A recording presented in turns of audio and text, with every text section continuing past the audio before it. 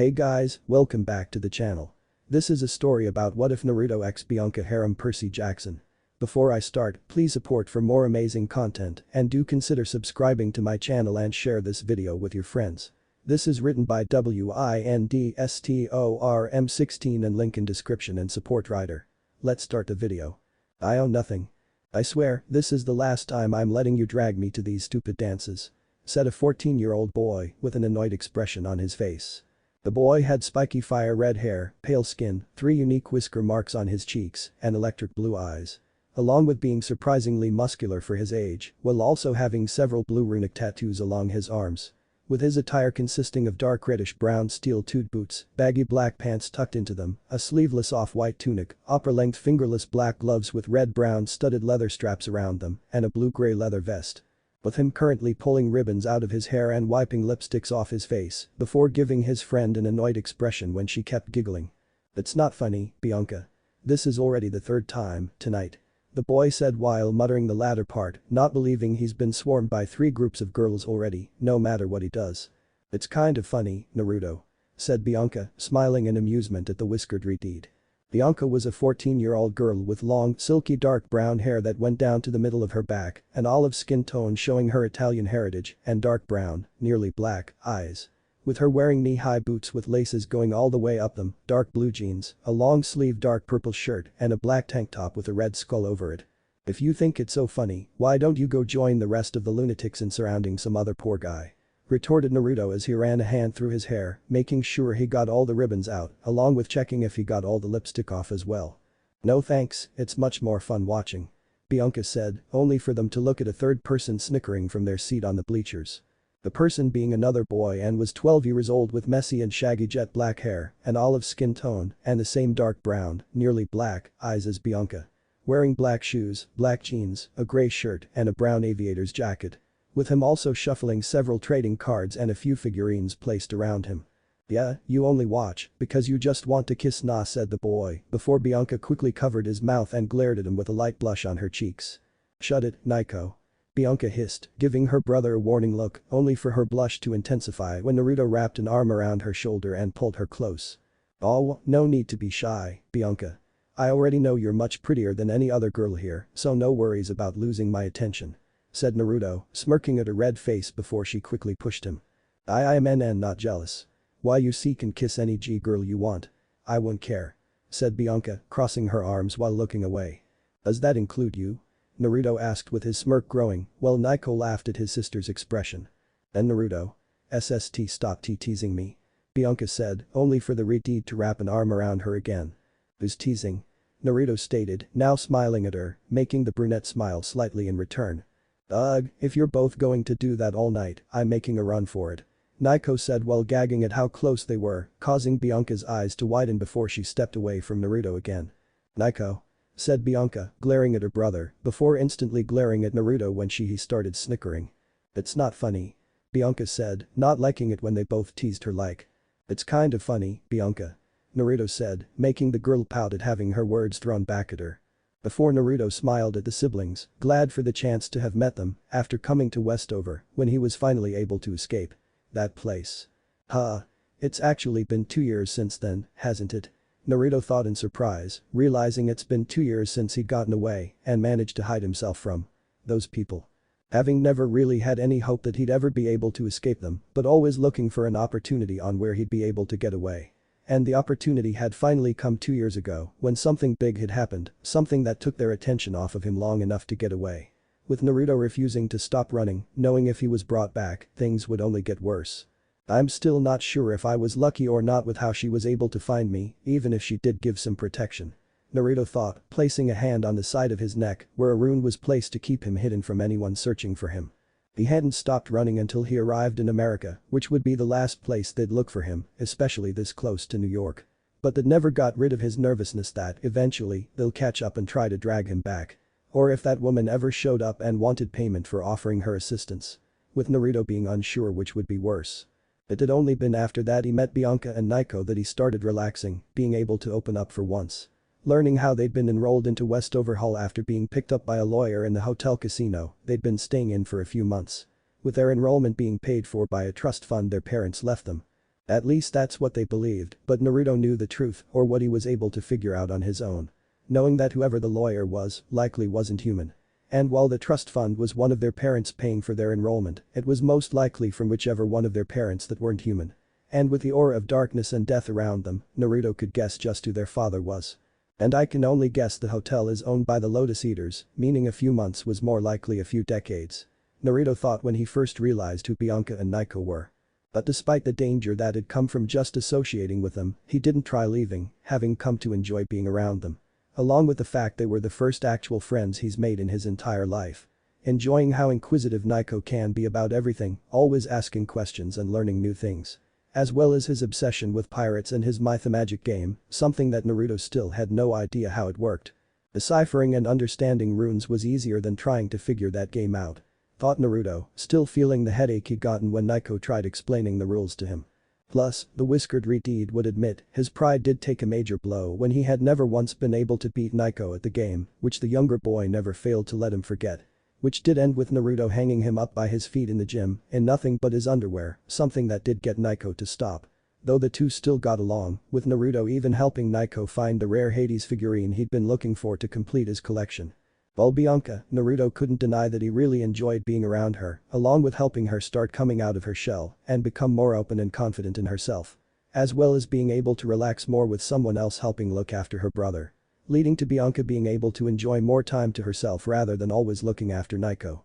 So, despite Naruto's desire to not get dragged into anything related to gods, let alone the problems of the Greek gods, he wasn't going to abandon Bianca or Nico. And with Thorn and Underwood here, I get the feeling more problems will be arriving sooner rather than later. Naruto thought in annoyance, being able to sense Thorn was a monster in disguise, and Grover Underwood, a new transfer student, who he guessed is a satyr. Though, Naruto was pulled from his thoughts when he felt 3 new people enter the school alongside Underwood, making him look towards the doors with a frown. Naruto? Is something wrong? Bianca asked when she noticed his expression, with Nico look at him as well, both of them being confused at what he seemed to be looking at. Nothing, just a weird feeling I got is all. Replied Naruto, with Bianca slowly nodding while glancing at where he was looking, not seeing anything out of the ordinary. Before looking around the gym to see if something was wrong, having always had a strange sense to feel if something wasn't right. I'm gonna go get a drink. Either of you want one? Naruto asked, looking at the siblings, with Nico shaking his head as he went back to shuffling his cards. No thanks, I'm good. Said Bianca, shaking her head, with a whiskered Redeed nodding before he began walking over to the snack table. All while never taking his eyes off the door, sensing Underwood and the 3 unknown signatures getting closer, having felt them encounter Thorn before continuing on their way. With it not being long before he saw them enter the gym, seeing Underwood with 3 girls. Reaching at the table, Naruto got a glass of punch while getting a feel for the girls' signatures. Let's see, one of them feels wild and free, like nothing would be able to hold it back if unleashed. I'd say that one is connected to the ocean. The second, that one's a little difficult, but it seems calm and focused, as if they're thinking over every possible scenario that could happen the moment they entered the gym, so most likely a child of a war deity or one connected to knowledge and wisdom. And the third? Naruto thought, pausing slightly as he felt the third girl's signature, scowling at the familiar feeling of it. The feeling of being in the middle of a storm, the feeling of every cell in your body lighting up with energy and power, the feeling of being in the presence of something truly unstoppable and without mercy. But not just the feeling, it was the scent of ozone that even from here he could smell clinging to the girl, the same scent he knew clung to him as well. Lightning. Thought Naruto, hating the feeling and the memories it brought up before taking a deep breath, knowing he couldn't lose control of himself. Turning to face the now identified demigods and satyr, Naruto saw the girls that felt like lightning drag Underwood onto the dance floor and tried blending in with the students. While the girl that felt like the sea and the calm girl remained off to the side, talking with each other. Crossing his arms, Naruto looked at the 2 girls until the calm one soon caught him staring, making the sea girl look at him with narrowed eyes. Before he gave them a mocking wave, causing their eyes to widen, even more so when he walked over to them, which also gave him a better look at them. Both of them looked to be 14 years old, with the first girl having long curly honey blonde hair that went down past her shoulders, tanned skin, a slender and athletic body, and captivating storm gray eyes that shined with curiosity and intelligence. Her attire consisted of black boots, navy blue jeans, a dark red shirt and a gray jacket over it. She also had a necklace, with several clay beads and a college ring on it. And the second girl having long black hair at the top that changed to violet tips at the bottom, large ocean green eyes akin to emeralds that shine through her pale skin, wearing a dark blue long-sleeved jacket over a grey hoodie, a violet t-shirt underneath, a blue skirt that hid her black sports shorts, and lastly violet socks, worn under a pair of blue and white running shoes. "Hello there," Naruto said in a similar manner to a certain GD master while smiling at the two girls, who quickly shook off their shock at him coming over to them. "Hello," said the blonde girl, looking at him with a calculating look in her eyes. Hi," the black-haired girl said warily. "This may seem forward, but would either of you lovely ladies care for a dance?" Naruto asked with a short bow as he held his hand out, surprising the girls again before they traded a look, with the blonde girl soon taking his hand. "Sure, as long as you don't mind dancing with Andy afterwards," the girl replied, causing the now-named Andy to glare at her, with Naruto merely smirking. "I'd be more than happy to dance with two beauties such as yourselves," Naruto said with a wink, with the two blushing lightly at the compliments before the black-haired girl immediately scoffed. "Yeah, not in a million years, Annabeth. Though you're more than welcome to spend the night with the Casanova," Andromeda said with a scowl before stalking off into the crowd. But the duo staring at her, with the now-named Annabeth looking a bit guilty, knowing that she had been pushing a button there.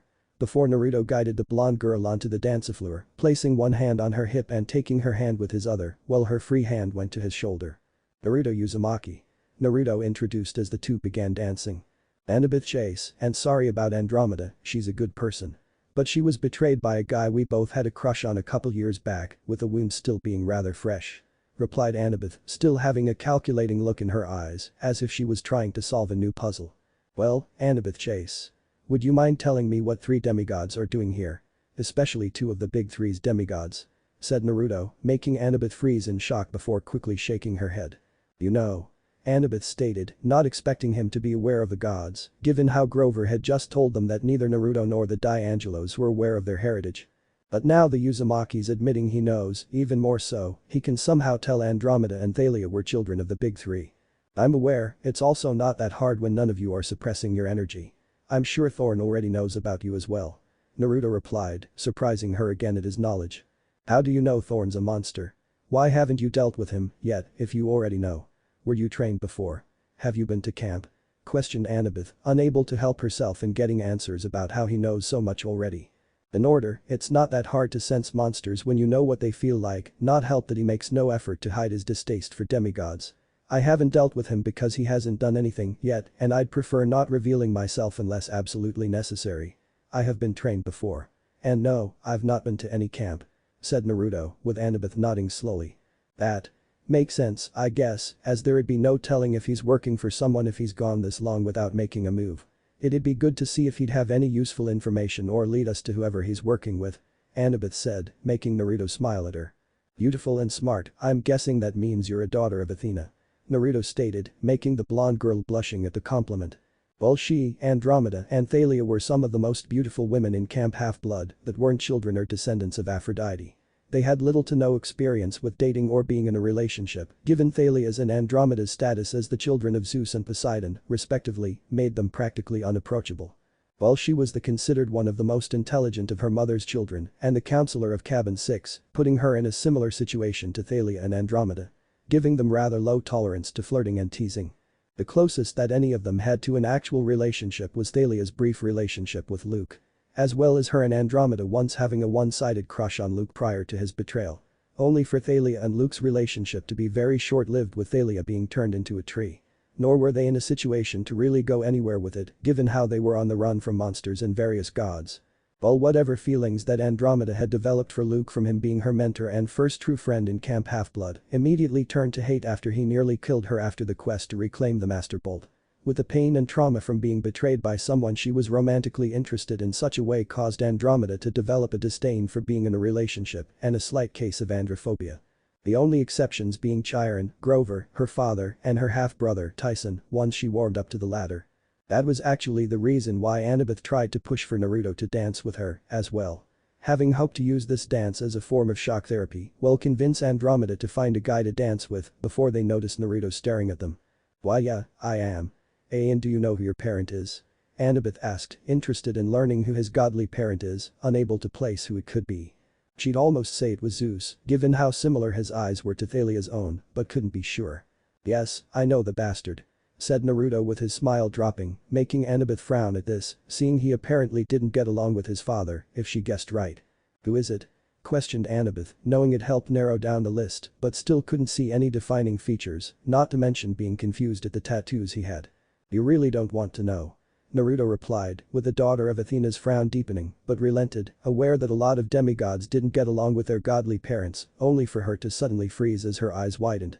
"They're gone," Annabeth said, looking to where Bianca and Nico were, only to see they were gone. With Naruto quickly letting her go and whirling around, but saw that both of them were gone, making him mentally curse at not paying more attention. "You get your friends, I'll find them," said Naruto as he took off running before Annabeth could say anything, leaving her to simply nod as she looked for where her friends were, but saw Andromeda was gone as well. "By the god seaweed brain, why do you always do that?" Annabeth thought, groaning that Andromeda's likely run off to save Bianca and Nico herself. Shaking her head, Annabeth quickly looked around for Thalia and Grover before running through the crowd to see where they danced off to. But Naruto had run out of the gym and began searching for any sign of the D'Angelos or Thorn, only to not find any trace of them in the school, before finding his way to the entry hall. Scowling in anger when he saw a few black spikes that were about a foot long. The Uzumaki grabbed one, catching the faint scent of poison coming off of it, along with one that had a few drops of blood. "If he hurt them, I'm going to tear his fucking head off," Naruto mentally swore before going outside, finding several tracks in the snow leading into the woods. Following the path, which was lit by old-fashioned lamplights, Naruto held up his hand and soon heard the sound of an object flying through the air. Not reacting as a war axe flew into his waiting hand, with the blade being a dark gray color with a golden inlaid silver edge with runes along it, a wooden shaft with golden designs reinforcing it, and a matching golden pommel. With his weapon in hand, Naruto ran down the path while sensing Bianca, Nico, and Thorn up ahead along with the girl who felt like the sea. Only to run faster when he also sensed the other two girls and Underwood moving towards them as well. Not doubting that Thorn will likely have called or summoned allies if he'd taken Bianca and Nico. Before he soon entered into a clearing, only for his eyes to widen at seeing Thorn, now in his true form of a manticore, standing near a cliff with Bianca, Nico, the other demigods, and the satyr. While hovering behind them was a fully armed, sleek black military-style airship with what he guessed were rocket launchers. "Fucking perfect," thought Naruto, not believing that two children of the big three couldn't handle a single manticore. Spotting a discarded spear and shield, likely one of the demigods lost their weapon, Naruto already had a plan forming before he held his axe up. With the Uzumaki immediately throwing a trident at the helicopter's propellers before he ran towards the spear. The sudden projectile flying past them surprising Thorn, the demigods and the satyr. Even more shocking was when the axe embedded itself in the propellers, which soon became encased in ice, causing the helicopter to begin falling down towards the sea. With Naruto soon reaching the spear and grabbed it, before pulling his arm back and throwing it straight at Thorn. "What? Hoo-ah!" Thorn shouted in anger at the sight of his helicopter being destroyed, only to scream in pain when the spear stabbed right through his abdomen, shocking the demigods and satyr again. "What just happened?" Andromeda yelled in disbelief, wondering how they suddenly went from being surrounded to the helicopter being destroyed and Thorn being hit by Thalia's spear. "I just had to save your asses, that's what happened," said Naruto, narrowing his eyes at the demigods, making everyone look at him. And Naruto. WHWH what? What just happened? What is going on? What was that thing you threw? Bianca said, freaking out over what's happening. First being taken hostage by their vice principal, then a girl with a sword shows up and is then taken hostage too, before going on about demigods and monsters. Only to be knocked down by some invisible girl, with another showing up with a spear and shield, along with a new transfer student who had goat legs. Now her friend Crush shows up, throws something at a helicopter that covers it in ice before throwing a spear at whatever Thorn was. The brunette honestly wasn't sure if she's hallucinating or having some crazy nightmare anymore. "Hey Bianca, I'm really sorry I got here late, but I promise I'll explain everything." But first Naruto said, turning back towards Thorn, grabbing the spear still stabbed through him, making the manticore growl in pain and anger. "You're gonna tell me why exactly you tried kidnapping my friends, Thorn. And please talk quickly, I get angry when those I care about are threatened," said Naruto, crouching down and glaring at Thorn, with the monster returning the glare. "Uzumaki. I should have realized you were one of those fools. I can smell their stench on you," Thorn growled, making the whiskered Reed smile coldly before twisting the spear again. "If you know what I am, then you should know compared to the majority of my kind, even the half-bloods, I'm one of the very few nice ones. That can change very quickly if you don't give me what I want," Naruto said, the manticore merely growling in anger while slowly lifting his tail up to strike the Uzumaki in the back. "Watch out," Annabeth yelled, seeing Thorn's tail about to stab Naruto. Die. Roared Thorn as his tail lunged forward. Only for him to be shocked when Naruto's hand shot out and wrapped around the base of his stinger before screaming in pure agony when he squeezed it tightly. That was your last mistake. Naruto stated standing up before with single pull, he ripped Thorn's tail off, much to the shock of the demigods, while Thorn's screams grew louder. Before Naruto held out his hand, recalling his axe, shocking the group even further that he could summon his weapon like that. That's so cool. Thalia muttered, wishing she could summon her spear like that. Awesome. You can throw your axe and then summon it. It's like in those comics of that guy with the hammer. Said Naiko in excitement and amazement with Naruto resisting the urge to roll his eyes at the ironic comparison. The general will have your head, boy. Thorn growled, glaring hatefully at Naruto. Your Titan masters can try and fail. Naruto retorted before bringing his axe down on Thorn's neck, decapitating the manticore which dissolved into golden dust. With the monster dead, Naruto turned towards the demigods and Satyr, seeing Annabeth and her friends regarding him warily before he walked up to Bianca and Naiko. Hey, are you two alright? Naruto asked, looking them over, with the siblings nodding in response. We're fine, Andromeda tried helping us before Thorn grabbed her too. Where did you get that axe? And where did you learn to use it? Naiko asked, eager to learn where Naruto got his axe and if he'd be able to get a weapon he could summon too. Why yeah, we're fine. Completely freaking out and questioning what's even real anymore, but other than that perfectly fine. Said Bianca with a strained smile while trying to calm her continuously rising nerves. Right, that's understandable and sorry that you both had to find out about. Well. All this, like that. But I will explain it all, I promise. Said Naruto, making Bianca nod slowly and calm down a little, knowing if he made a promise then he'd keep it. Naruto then turned towards the girls and Satyr, only to see Andromeda pointing her sword at him, Annabeth regarding him warily, Underwood holding a set of reed pipes with a nervous expression, and the third girl reclaimed her spear and shield, holding them up as well. The third girl looked to be the oldest, being 15 years old with spiky black hair that went down to her shoulders and 2 bangs on each side of her face, a blue highlighted bang and a blue thunder hairpin that seemed to glow. All of which made her blue eyes stand out like a couple of lightning-filled sapphires on her pale but beautiful face while having a splash of freckles across her nose. As for her clothing, she wore a short-sleeved black shirt with blue lightning on the front, a sleeveless fishnet shirt, while having a black leather jacket worn over them that also had blue lightning on it, along with having both a white interior and borders. All of which was short enough to expose her midriff.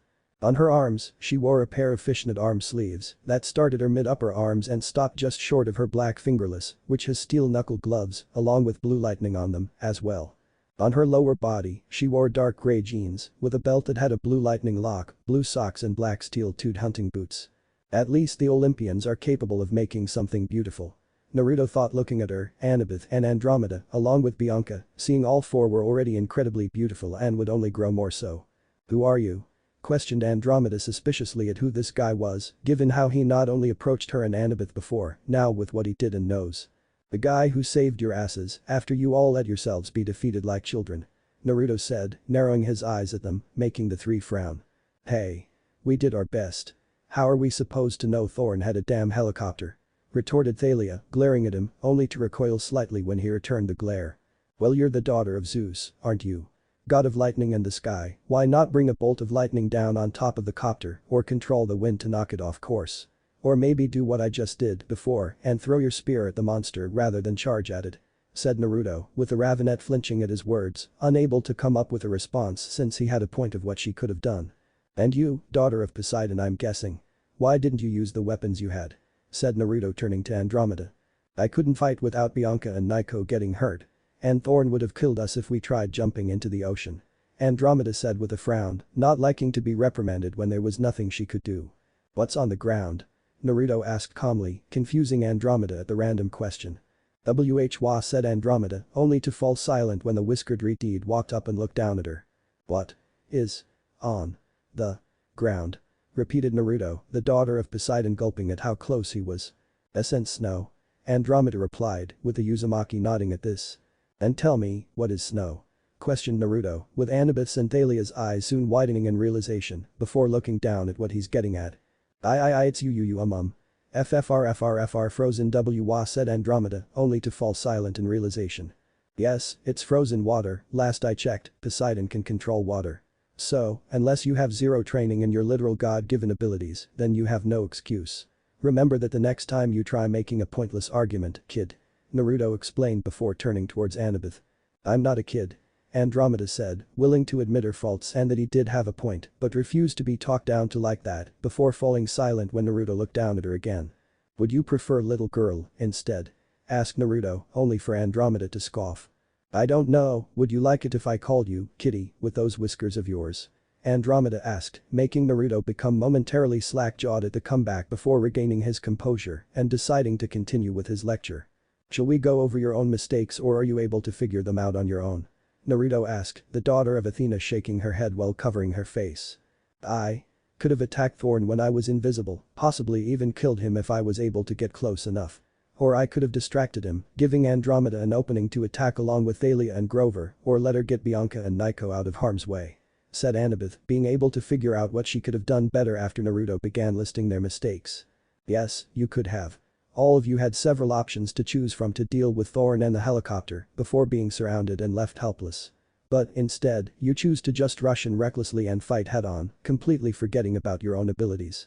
You're simply lucky I showed up when I did, otherwise it would have ended much worse. Naruto said, with the three demigods looking down at being reprimanded and unable to make any retorts. We're sorry. Annabeth, Andromeda, and Thalia said, only to yelp when Naruto smacked each of them on their heads. Don't be sorry, be better. Said Naruto, narrowing his eyes at them, making the three nod in response, seeing it as a lesson they had to learn, while being thankful that nothing too bad happened.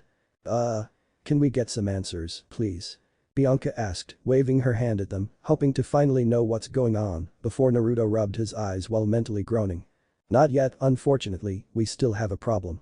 Naruto said with Andromeda, Annabeth, Thalia and Grover tensing, while Bianca moved Nico behind her before looking around warily in case something else jumps out. All of you in the trees, come out, now. Shouted Naruto, turning towards the forest, with the others doing the same, the three demigods ready for what would come out. Only for a dozen girls, the youngest being 10 and the oldest being 14, to come out from the trees, all of them carrying bows, while wearing silver parkas and jeans.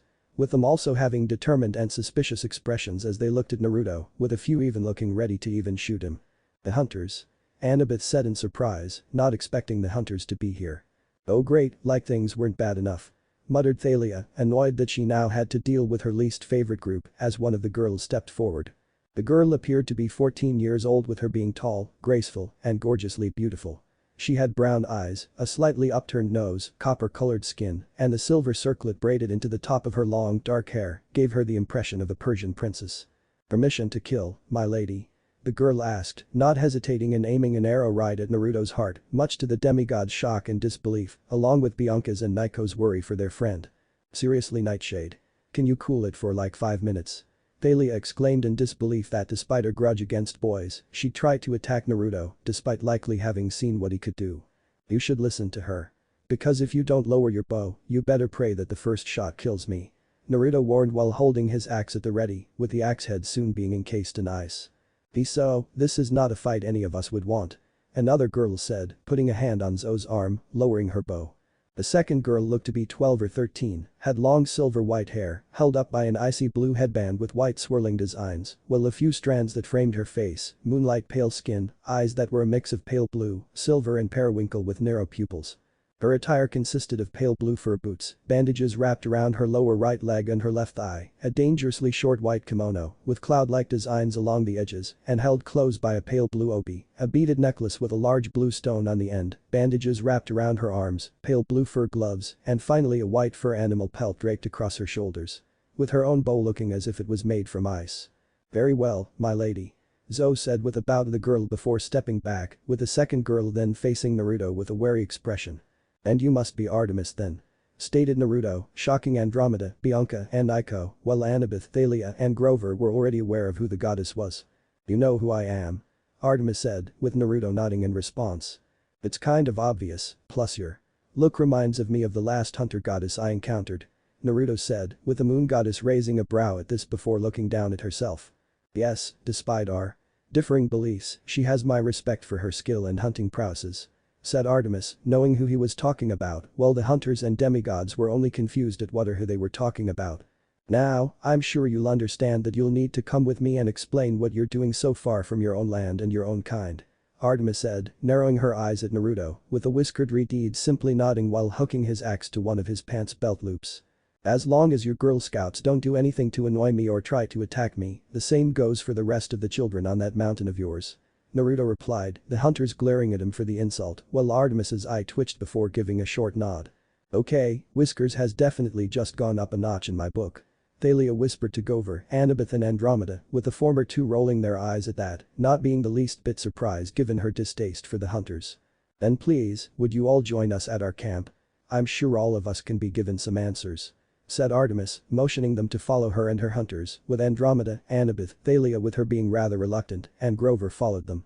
While Naruto looked at Bianca and Nico, nodding and smiling reassuringly at them, before they joined the others and headed for the hunters' camp. Naruto gritted his teeth, suppressing a scream of pain as a massive stone column slammed into him, sending the 8-year-old crashing through a tree. His eyes widening as he saw the tree about to fall on top of him, managing to roll out of the way in time before it did. Before he looked at what had hit him, a monster known as a troll. Trolls were massive creatures, with Naruto barely coming up to its knees, with large tusks on the edge of their faces. All trolls had massive strength, durability, and stamina, along with having higher intelligence than most monsters, making them more dangerous as they could think and plan. And if that wasn't enough, each troll also carried gigantic stone totems with runes carved into them. With the runes strengthening their abilities and granted them power over an element. The whiskered Redeed quickly jumped back when the troll shot a blast of flames out of its hand at him, roaring as it charged him with its pillar held above its head. "Weapon. I need a weapon, something, anything." Naruto thought as he ran through the forest, looking around for anything that he could use against the troll, before noticing the shadow descending towards him, rolling out of the way in time to avoid being crushed by the troll's totem. Only to bite his cheek when a wave of flames erupted from the impact, burning his left side and throwing him back against a tree. Grunting as he forced himself to stand up, Naruto couldn't help but feel relief when he saw a sharp-looking rock sticking out of the snow. Thanking whatever god decided to show a little mercy, Naruto grabbed the rock before jumping out of the way of the troll's fist as it smashed through the tree. But the Uzumaki rushing the troll, getting in close and began stabbing and slashing at its leg, the monster roaring at the attacks before raising its foot up to crush the demigod. Only to roar in pain when Naruto took the opportunity to stab the rock deep into its foot, with it being buried even deeper when it stomped down. That should at least slow it down a little. Naruto thought before he took off running again, knowing while it may slow the troll down, it'll also make it even angrier. Unfortunately, Naruto didn't get far when something slammed into his back and sent him flying, making him bite his cheek again to avoid screaming in pain. Though he did let out a grunt when he crashed into the ground, looking to see he's back in the clearing they started in. Along with seeing what crashed into him when a large tree came flying out of the forest towards him. Naruto's eyes widened at the sight before he tried moving out of the way, barely dodging the tree as it crashed down where he once was. Though he was then forced to raise his hands, gritting his teeth as the troll's totem smashed down against him. The Uzumaki felt the ground crack beneath as the troll kept pushing the totem down to crush to him. With Naruto using all his strength to keep it from getting closer, only to squeeze his eyes shut when the runes on it lit up with fiery energy and began burning his hands. Come on. Push it back," Naruto thought, struggling to push the totem back towards the troller away from him. Knowing if he didn't do it soon, then he'll either be crushed or burned alive, given he wouldn't be getting any help. That thought made Naruto growl in anger before his eyes snapped open, with them now glowing and sparking with electricity as he glared at the troll. Before, slowly, he began pushing the totem back until he was standing up, panting in anger. Only to shout and throw his arms up, sending the totem flying straight at the troll's face. The troll looking in shock at the sight before grunting in pain as its totem smashed into its face, sending the monster stumbling backwards. With Naruto jumping up and grabbing one of the troll's tusks, flipping around to land on the back of the troll's head. Naruto then began punching the troll repeatedly in the head, making it stumble around with each blow. Until the troll managed to right itself, roaring as it tried throwing Naruto off, only for the whiskered Redeed to hold on and continue punching it. Before with a final punch, Naruto jumped off as the troll went falling to the ground with a loud crash. The Uzumaki panting as he landed on the ground, only to jump up and slam his feet right down onto the troll's back when it tried getting up before he went over to the troll's head. Glaring at the monster, Naruto grabbed the troll by its tusks, grunting as he twisted the troll's head around, snapping its neck. Though Naruto didn't stop there, before he broke one of the troll's tusks off and began repeatedly stabbing it in the head and neck. "You're nothing to me. You worthless brainless monster. You're nothing. Die," Naruto shouted as he kept stabbing the troll, not caring that it was already dead. Only for the Uzumaki to be pulled from his rage-induced state when someone grabbed his wrist, stopping his assault on the troll's body. Gasping when the person lifted him up before tossing him onto the ground. with Naruto's anger instantly fading when he saw the familiar cold-blooded and serious expression on his father's face. I did as you asked, father. The troll's dead. Naruto said, bowing his head, while his father continued to simply look at him. I said no weapons. Stated the god, making Naruto gulp before quickly tossing the broken tusk aside. It was already dead when I broke its tusk off. Said Naruto, knowing if his father told him to do something, then he had to do exactly as he said or else. But the god remaining silent before walking over to the troll's feet, Naruto paling slightly as he ripped open the troll's foot and grabbed the rock he used against it. Then explain this. He demanded, Naruto shaking a little since he knew he was in trouble before he gagged and clutched his stomach when his father flicked the rock at him. Holding back, otherwise the rock would have gone straight through him. But I suppose you did succeed in killing it with your own hands. So, you'll be walking back to the temple of Tur after you find and kill 3 ancients while bringing their hearts back as proof. Said the god, causing Naruto to look at him in disbelief. "3 ain't an ancients." Naruto said, not believing he wanted to find and kill 3 ancients and bring back their hearts. Finding ancients was hard enough due to their bodies being made entirely out of rock, making them difficult to spot them if they're sleeping. But killing them was nearly impossible with how their bodies are basically indestructible, and his father is telling him to kill 3. Would you prefer 3 soul eaters instead?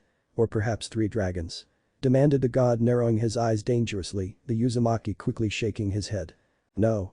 No, I'll find the ancients and bring their hearts back, I swear. Naruto said, knowing he shouldn't push his luck. Good. I expect them by nightfall. Otherwise, we'll have to start your training from the beginning if you can't handle such a simple task. The god said before vanishing in a bolt of lightning. Once he was sure his father was gone, Naruto collapsed to his hands and knees, spitting up blood while clutching his side, feeling the broken ribs from his fight with the troll. Not helped when his father flicked the rock at him, along with his burned hands. Having learned to suppress his pain and not let it show, as it'd only make things worse during his training. Only doing so when he knew he was alone or only those he could trust were around. Coughing and gagging for more moments, Naruto shakily stood up before leaving to track down 3 ancients, knowing he didn't have a lot of time left before nightfall. Present. 3 fucking ancients, and what do I get after nearly dying against them to get their hearts in time? I expect you to be faster next time. Naruto thought as he and the others sat around the fire in the hunter's camp. But there being 7 large tents, all of them made from silver silk, curved in a crescent shape around one side of a bonfire. While a dozen white wolves acted as guards around the camp, as well as falcons up in the trees. After they arrived at camp, Annabeth, Andromeda, Thalia and Grover had begun explaining everything to Bianca and Nico about the Greek gods, monsters, and everything else. Artemis having also sent a few hunters to collect their belongings from Westover. While Naruto remained silent for the most part, still listening as they explained everything.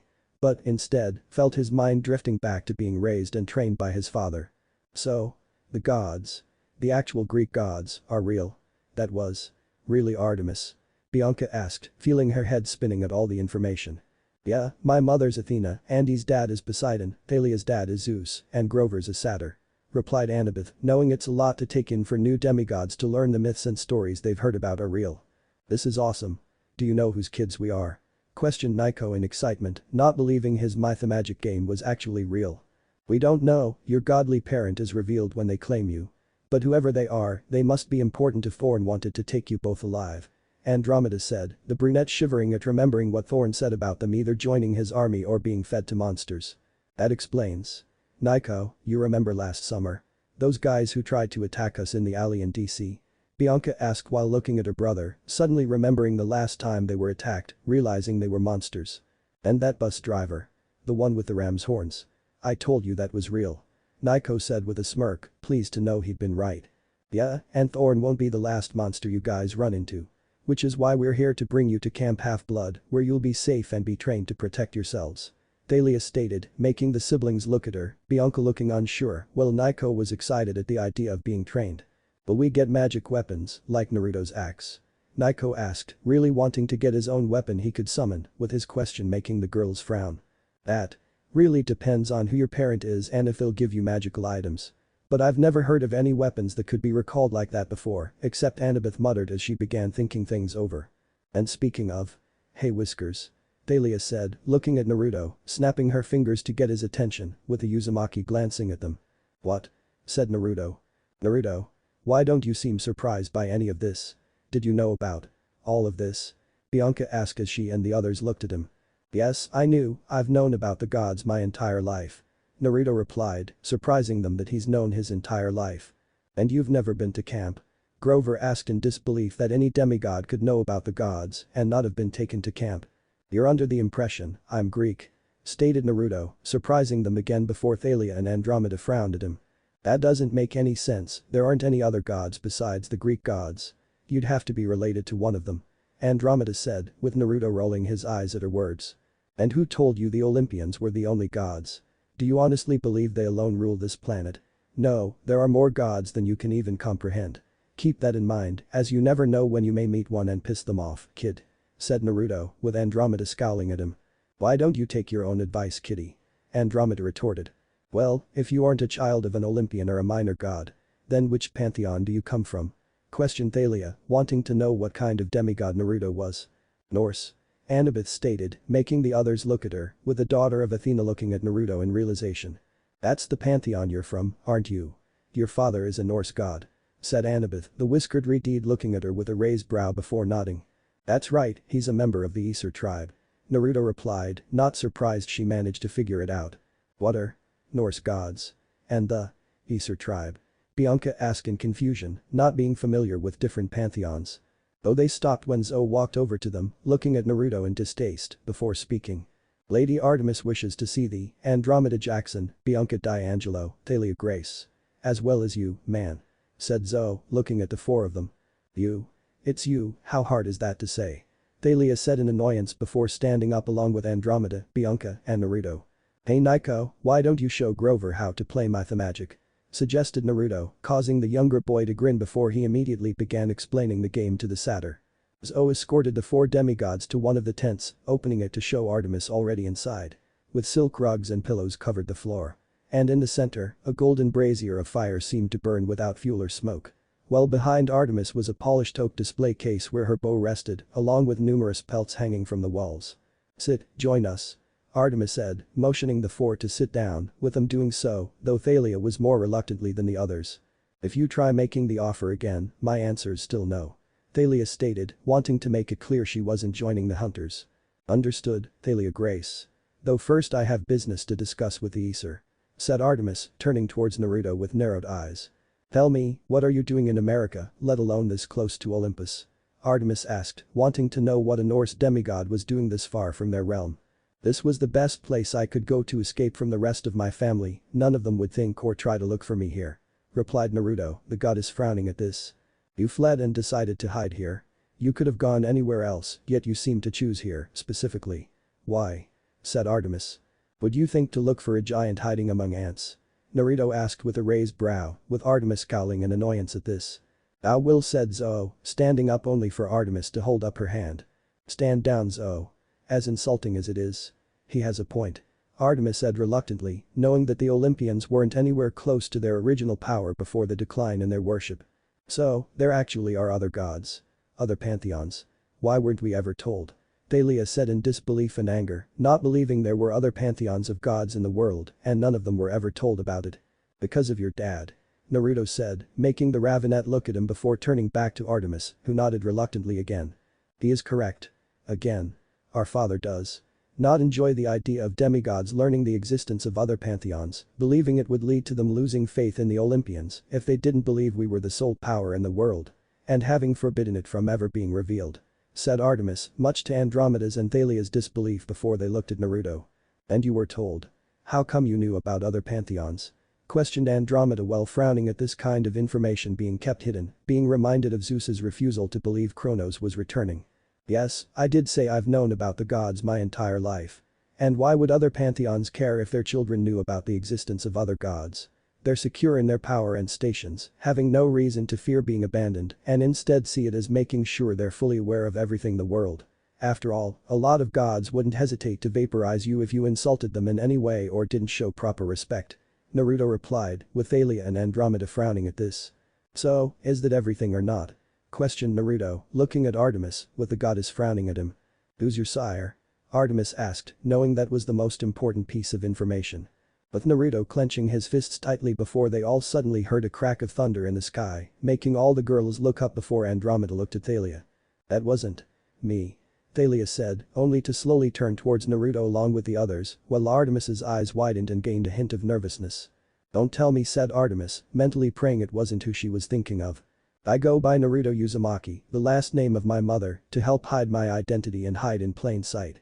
But my real name is Naruto Thorson," Naruto said, with Bianca, Thalia and Andromeda looking at him in shock, while Artemis covered her face, not believing what she just heard. "Thorson? As in Thor. God of thunder. Magic hammer that only the worthy can lift. Appears in a lot of movies, video games and comic books. That Thor?" Andromeda asked, not believing Naruto was the son of Thor, with the Uzumaki groaning and pinching the bridge of his nose.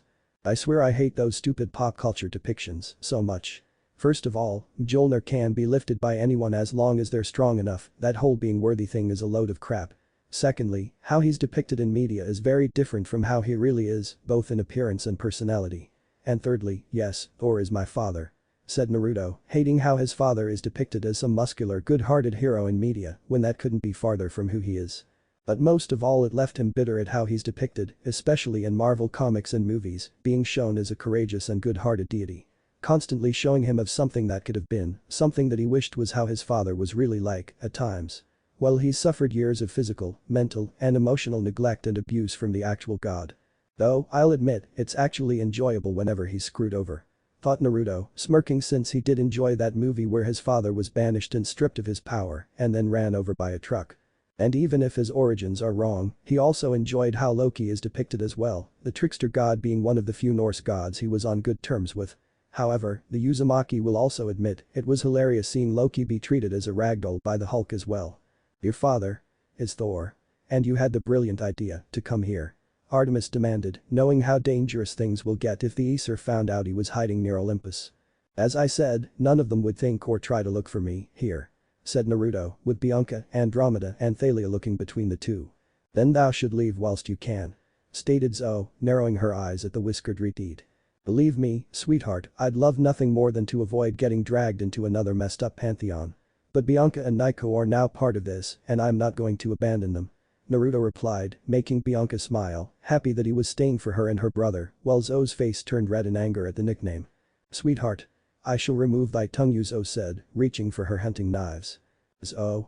said Artemis, giving her lieutenant a stern look, with Zoe scowling before crossing her arms. "Yes, sit and pout, you already look like a princess with your pretty tiara, now you have the attitude of one," Naruto said with a smirk, while Zoe glared murderously at him, only to glare at Thalia when she started laughing. "He's not wrong, Nightshade. Maybe you should wear a dress to complete the look," Thalia said, enjoying how Naruto was egging her on, with even Bianca and Andromeda laughing a little. "Can you not antagonize my hunters any further?" said Artemis, glaring at the Uzumaki in annoyance at what he started. "I'll think about it, but no," Naruto replied, the mood goddess looking tempted to let Zoe attack him before closing her eyes and taking a deep breath to calm herself down. Artemis then turned towards Bianca and Andromeda, wanting to get to the other reason she called them all in here. With Thalia's amusement vanishing, being replaced with a scowl, knowing what she was going to say next. "Now then, there was one other matter I wish to discuss with both of you, Andromeda Jackson, Bianca D'Angelo. But first I need ask both of you about the manticore and anything it said as to why it was here and why it wanted you and your brother," said Artemis, wanting to know what Thorn's purpose had been to capture Bianca and Nico. Bianca paling slightly at remembering when Thorn held them captive, while Andromeda clenched her fists given how Thorn was working with Luke. He said something about something called the Great Stirring, that a lot of monsters were appearing.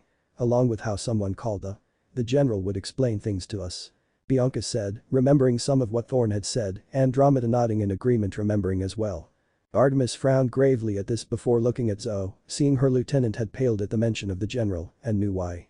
There was also something else, he said, that soon they'd have the most important monster of all, one apparently able to bring about the downfall of Olympus, added Andromeda, with Artemis going completely still at hearing this. "Then it seems I was right about the scent I had caught. Things I haven't hunted in millennia are coming back, and one so old I'd nearly forgotten about it," Artemis said, realizing she's been too slow in noticing the signs about what's returned and knew she needed to find the monster before the general did. "What are you talking about?" Thalia asked with a frown, annoyed that the goddess wasn't telling them anything. "We came here tonight after sensing the manticore, but he wasn't what I was seeking. It was something else, something incredibly dangerous if the general got his hands on it," said Artemis, the daughter of Zeus's eye twitching at not getting a straight answer, with Naruto looking at her and Andromeda. Are all Olympians this cryptic and never give straight answers? Questioned Naruto, genuinely curious if the entire Greek pantheon was like this. Unfortunately. Thalia replied in annoyance, as even after being revived, she still wasn't told everything, and apparently there was even more being hidden than she originally expected. Aha. Said Andromeda, remembering when she first arrived at Camp Half-Blood and everything that was kept from her. That's because we hide such information for good reason and tell you it when you are ready. Artemis said, the whiskered Redeed raising a brow. And who exactly decides when they're ready? You? Their parents who they barely know.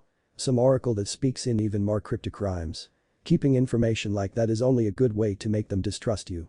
So is it really any wonder why so many demigods are starting to prefer the Titans if they can't even get a few simple answers from their parents? Naruto said, making the goddess frown in annoyance. See. Kitty, here, gets it. Said Andromeda, not wanting to agree with Naruto but also knowing he had a point. Quiet kid, grown-ups are talking. Said Naruto, the ravenet looking at him in annoyance before turning back to the goddess.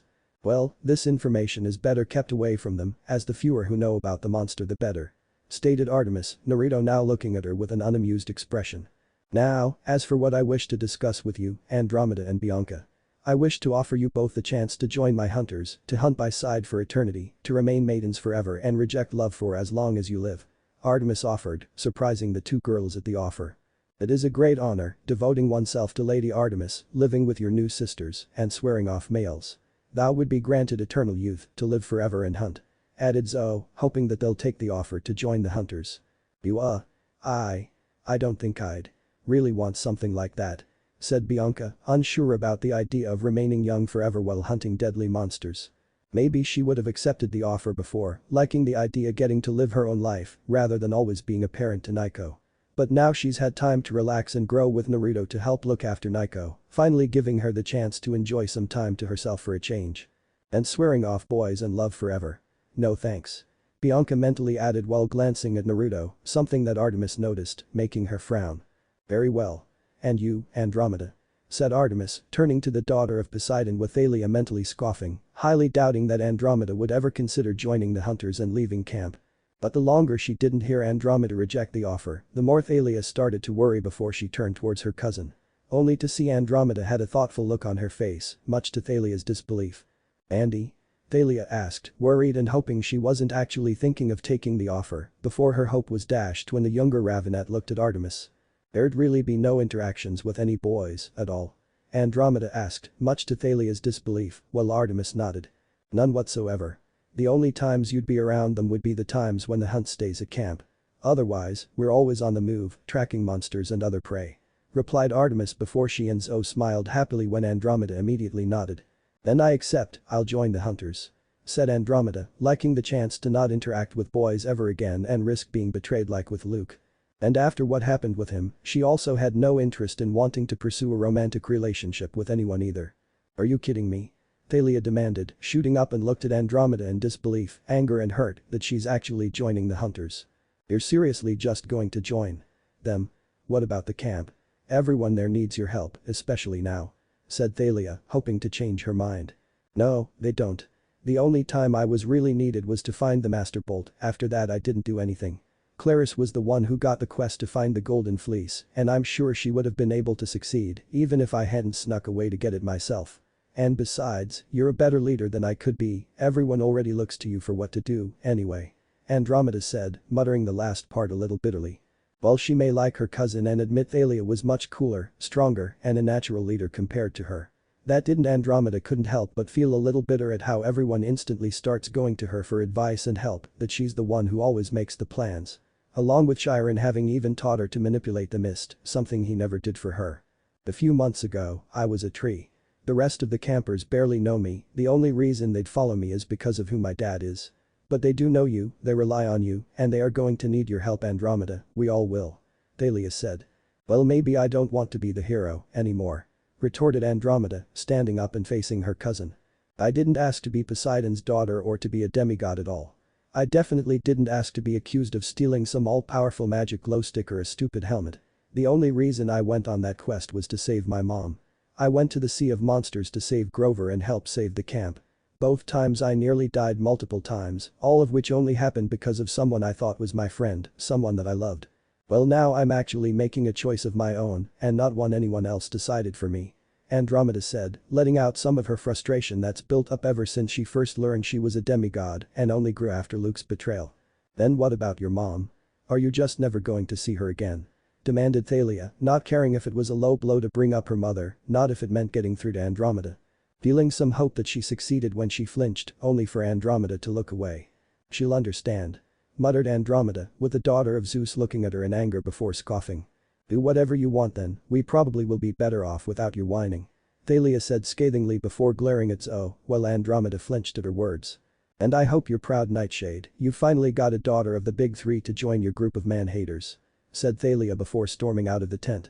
While Naruto and Bianca had watched the exchange silently, before the Uzumaki put a hand on her shoulder and tilted his head towards the exit. Nodding in understanding, Bianca got up and left, with Naruto standing as well, but didn't immediately leave and looked at Andromeda. What? You want to criticize my decision too, kitty? Andromeda demanded, hiding the hurt from Thalia's words before then leaving, with Naruto shrugging in response. No, you want to join the hunters, that's your choice, kid. But ask yourself this, are you joining because it's what you really want or just an excuse to run from the pain? Naruto said as he exited the tent before Andromeda could respond.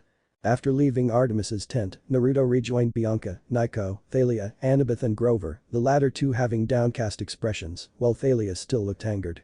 The Uzumaki guessing she and Bianca must have told them about Andromeda's choice of joining the hunters. With it not being long before Artemis came out with Zoe and Andromeda, the daughter of Poseidon's skin now faintly glowing silver and wearing the same silver clothes as the rest of the hunters. Before Artemis announced that they'd be heading to camp, much to the dismay of the hunters. Even more so, when she revealed they'd be traveling there in her brother's chariot. Leading to them all standing on a hill waiting for dawn to arrive, the hunters having taken down their camp just as quickly as they set it up. How are you not freezing like that? Bianca asked as she looked at Naruto in disbelief as he didn't look the least bit cold, despite his light clothing, the same being said for the hunters, who didn't look fazed by the cold. While she, Nico, Annabeth, Thalia and Grover stayed huddled together in the snow. Niflheim is much colder than this.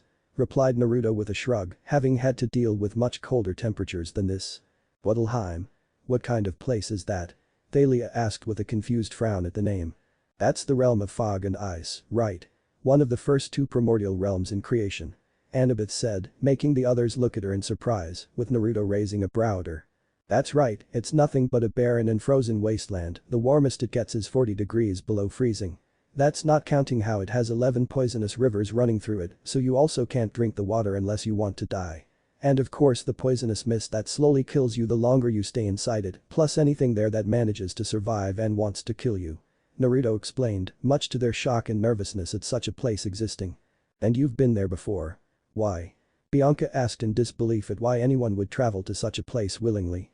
Part of my training, spending a year in Niflheim with nothing but my own hands. I think that was a rare time my father was almost impressed with me.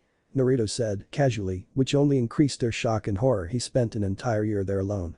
Your dad sounds like a stated Nico, only to yelp when Bianca smacked him on the head. Nico? Bianca hissed, even though she agreed that Naruto's father sounded like a bastard for forcing him into such a place alone, but that didn't mean she'd tolerate Nico swearing. That's putting it mildly. Said Naruto with a small, amused smirk, before looking at Annabeth. You also seem to be pretty knowledgeable about Norse mythology. Why? Naruto asked, since while he expected her to put the pieces together on what pantheon he's part of, now he's intrigued that her knowledge extended past that. I got bored after reading up on only Greek mythology. So I figured reading about other mythologies would prove useful, eventually, or just see how they compared to the Olympians. Annabeth replied with a shrug, having never considered any information as useless, even if it was about things she originally thought were genuine myths. Now it seemed like she had the chance to learn what was fact and fiction about what she researched. Annie, you really need a better hobby. Said Thalia with a deadpan expression, wishing her friend would get other hobbies than reading books or studying architecture. My hobbies are just fine. Retorted Annabeth, letting out a huff before everyone's attention turned forward when the sky started lighting up. About time. He's so lazy during the winter. Artemis muttered in annoyance at her twin slowness. Have you considered having a giant wolf chase him? I'm sure Skoll wouldn't mind chasing a different sun for a while. Though it'll probably be a much shorter chase. Said Naruto, causing the moon goddess to look at him in annoyance. I see you have the same enjoyment of causing conflict as the rest of your kind. Said Artemis, the whiskered Redeed shrugging in response. Just part of my charm, kid number 2. Though, do you really have the right to judge me on causing conflict, given your pantheon's track record with causing it? Naruto asked rhetorically, with Andromeda now giving him an annoyed look as well. Go play with a ball of yarn, kitty. Andromeda said. Sorry, what was that? I don't speak kid language. Said Naruto, smirking at them, further annoying the goddess and her hunter, only for everyone to see a burst of light on the horizon. Everyone, but the annoying one, look away until he parks. Said Artemis, with the hunters all quickly turning away along with the demigods and Satyr. Hey, sorry, she said for you to not look away. Naruto said while looking in the direction of a certain hunter, causing said hunter to glare at him. I will be silent, boy. The same goes to you, Grace. Zoe retorted before glaring at Thalia when she began snickering. You're the one who responded, Nightshade. I guess that means you already know how annoying you are. Thalia said tauntingly, enjoying the chance to get under her skin. She's right. I was just looking in your general direction, so I could have been looking at someone else, but you assumed I was talking to you. Something you want to share, princess? Questioned Naruto with his smirk growing, while Zoe looked ready to shoot them both. Odds, it's like there's two of them, now. Muttered Annabeth, not liking how similar Naruto and Thalia already were and annoying people, already feeling the coming headaches. Does this happen often? Bianca asked, looking at the daughter of Athena before glancing between Thalia and Zoe, seeing how the two really didn't seem to like each other. Only when they're around each other. Replied Grover. The bright light soon faded, letting everyone turn back to see a red convertible Maserati spider, with all the snow around it melting in a perfect circle. With the driver stepping out, Naruto also noticing how Andromeda tensed when he did and Thalia's amused expression from taunting Zoe turned into a scowl. But the driver was tall, looking to be 17 or 18 years old, with wavy, sandy blonde hair, tanned skin, sunny blue eyes, and outdoorsy good looks. Along with wearing simple jeans, loafers, and a sleeveless t-shirt. And now I'm angry again. Thalia stated, not liking how Apollo looked so similar to Luke, being reminded of why Andromeda joined the hunters again.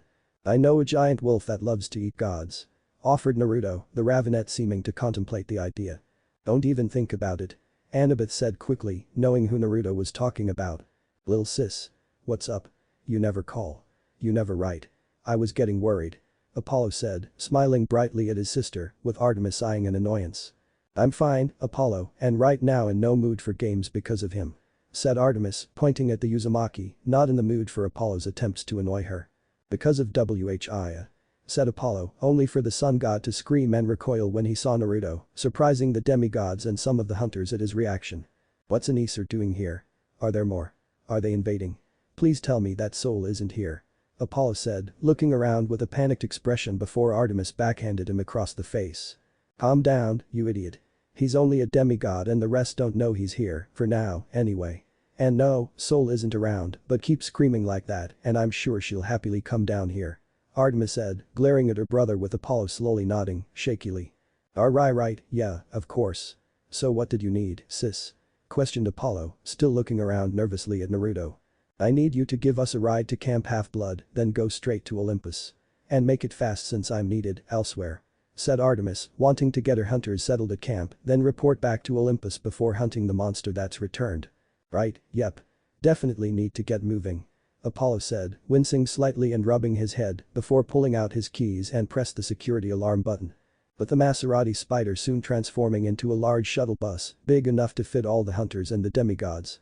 Everybody inside, we're burning daylight. Said Apollo as the doors opened, allowing everyone to file inside.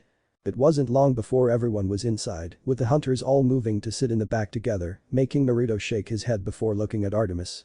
Good job isolating impressionable young girls from the rest of society to the point they think everyone else is diseased, truly, bravo. Out of curiosity, would they choose dying over accepting help from Guy? Or would they accept help from such lowly beings, kid number 2? Naruto asked, with Artemis growling lowly at him. There is nothing wrong with my hunters. And I am not a kid.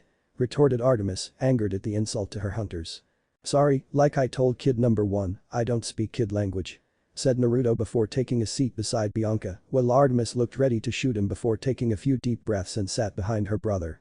Drive, now. Artemis ordered, Apollo quickly nodding in response before sitting in the driver's seat and started it, with the bus soon taking off into the sky. So? What was that exactly, back there? With the way Apollo reacted to you? Thalia asked after a few moments, looking at Naruto with a raised brow. Curious about the sun god's reaction, along with wanting to distract herself from being high up in the sky. Yeah, it almost seemed like. He was scared once he realized you were an Aesir. Did something happen between the Greek and Norse pantheons? Questioned Annabeth, unable to help her desire to know what might have happened, with Bianca, Nico, and Grover looking at him also interested. How much do you know about the gods' power? Naruto said, getting confused looks from them. The gods' power, repeated Bianca, unsure what he meant by that. Let me be more specific, do you know what gives the gods their power? Naruto asked, which only confused them further. Aren't they just all powerful? Nothing gives them their power. Nico said, with the whiskered reed shaking his head. While it's true all gods are extremely powerful, none of them are truly all-powerful. After all, look at Selene and Helios, both of them faded due to not being worshipped by the Romans, leading Kid number 2 and Skirtchazer Jr. being given the moon and sun. And that's really what it comes down to, faith and belief, that's what truly gives gods their power. It's what gives everything power, just by believing in something you give it strength, you make it real. Understand? Explained Naruto, with the demigods and Saturn nodding slowly in response. That still doesn't explain why Apollo seems to be scared of you, or the Aesir anyway. Annabeth said, with Naruto looking at Thalia, the Ravenette frowning before glancing at the twin archers, before her eyes widened slightly. Because the deities of the Norse pantheon are stronger, aren't they?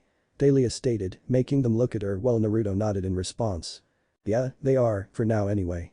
It wasn't always like that though, back when the Olympians were still worshipped and seen as real, they were stronger than the Aesir. The only ones capable of rivaling them were my father, Odin, and potentially Balder. But the latter is only because he possessed true invulnerability, making it impossible for him to be killed or injured for long, or even feel pain. But as time passed and their worship began dwindling, the Olympians' power dwindled as well, now the only worship they get are from their demigods, legacies, followers and cults, as well as drawing power from their domains. But even then, they're no longer at their peak anymore. Go ahead and tell me I'm wrong, God of Truth. Naruto said, looking right at Apollo, with the others looking at the twin archers as well. Only to see Apollo frowning deeply while holding the steering wheel tightly, with Artemis crossing her arms and looking away. With their silence being all the confirmation they needed. But wouldn't the same apply to the Norse pantheon? No one really believes they're real anymore, wouldn't they have grown weaker? Bianca asked curiously. Normally, yes, but you don't necessarily need to believe something is already real to give it power. You just need to believe in it, and what can inspire more belief than a hero? Naruto said, making some of them frown in confusion. The comics, right. The comics, movies, shows, games, everything Norse gods have appeared in. Stated Annabeth, the Uzumaki nodding in response. Yeah. Even if they aren't even close to being accurate and my father is the main god depicted, all of that still inspires belief in the Norse pantheon as a whole, which in turn gives them power. So while many know they're actually real, they still believe in them, giving them power and making them strong. There are also still those that hold onto the old ways and worship the gods. The same can be said for a lot of other pantheons, people may no longer believe they're real, but they still have worshippers. Said Naruto, the demigods looking at him with wide eyes. Damn. Thalia muttered, feeling a blow to her pride with how far down the Olympians had moved on the food chain, wondering if any other pantheon would care she's the daughter of Zeus or brush her off. But what about how he reacted to Sol? Who even is Sol? Questioned Thalia, wondering who that was. The Norse goddess of the sun, except she's the personification of the sun itself and wasn't simply given the title, making her much stronger. And the Skirtchazer Jr. had the smart idea to try flirting with her. You want to tell us how that ended, Sunspot? Naruto replied looking at Apollo again. No. Apollo muttered with a light whine in his tone as he lowered his head while Artemis covered her face in embarrassment. Okay. Sol tricked him into believing she was returning his advances and convinced him to turn into her, which was just a trick as she was able to get Skoll to chase after Apollo for a while. Except, he didn't have her experience in avoiding the wolf, so he was able to catch up pretty quickly. And when Skoll caught up, he, well, let's say got a new stick and balls to play with. Said Naruto with a smirk, much to their shock before Thalia and Andromeda began laughing, with Annabeth and Bianca covering their mouths to stop their own giggles from escaping, the hunters' overall reactions being a mix of the two, while Grover and Nico subconsciously crossed their legs in horror. It's not funny.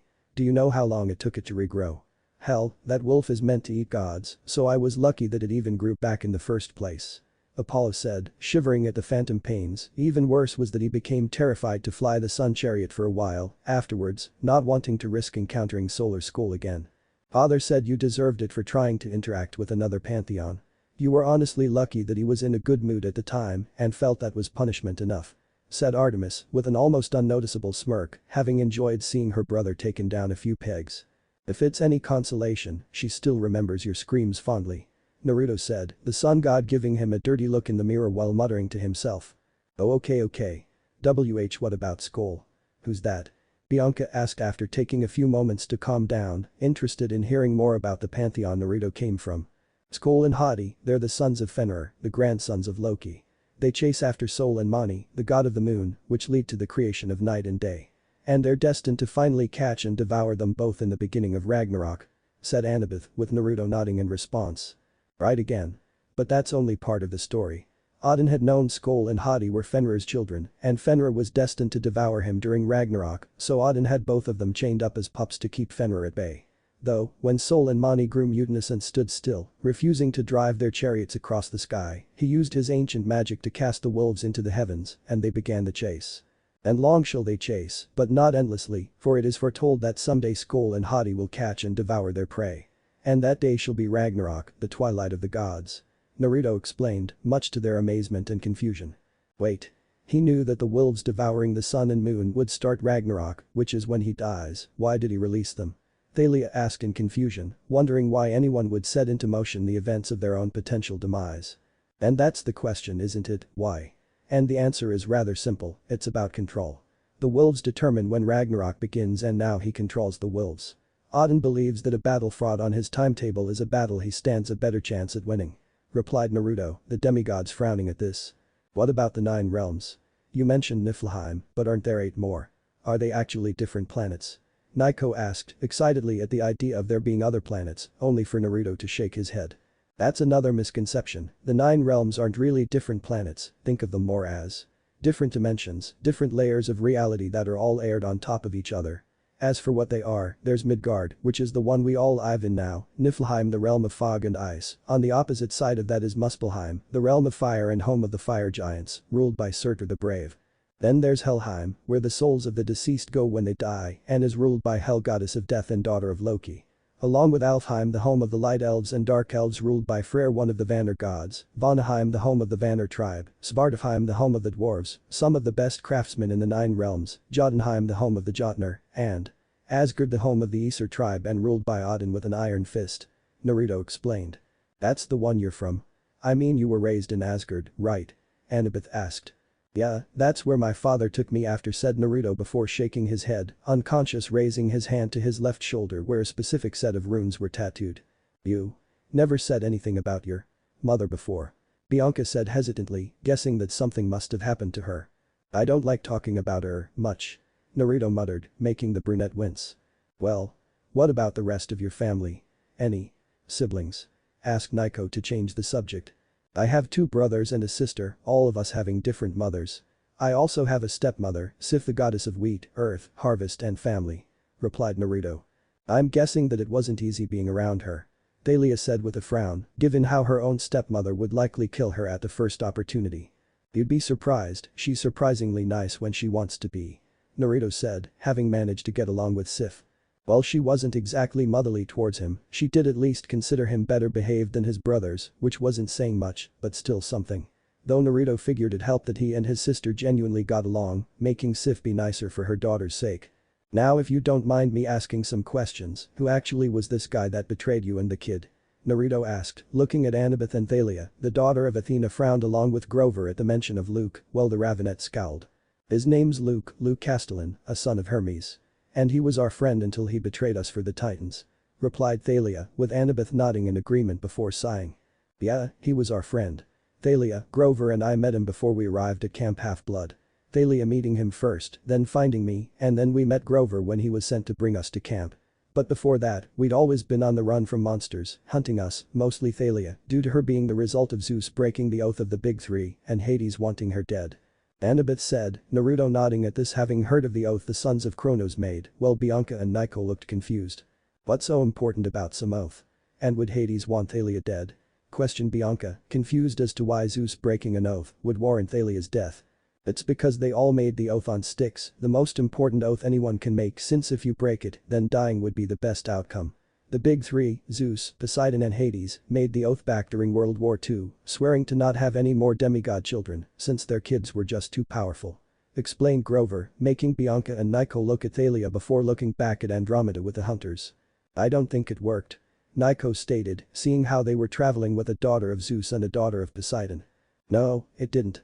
Which was honestly pretty stupid in the first place, given the fact that two of those gods basically have a scoreboard to see who can sleep with the most mortals. It was inevitable they'd break the oath.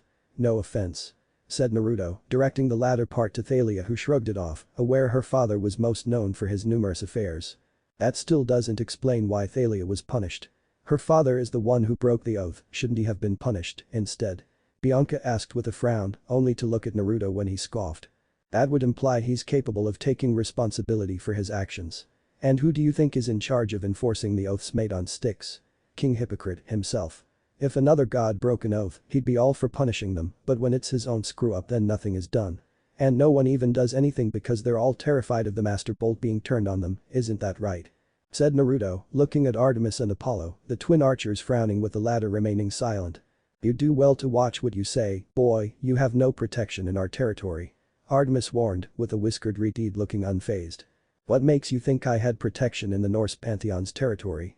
I went through years of training under my father, training that'd kill anyone else, including being struck by his hammer several times.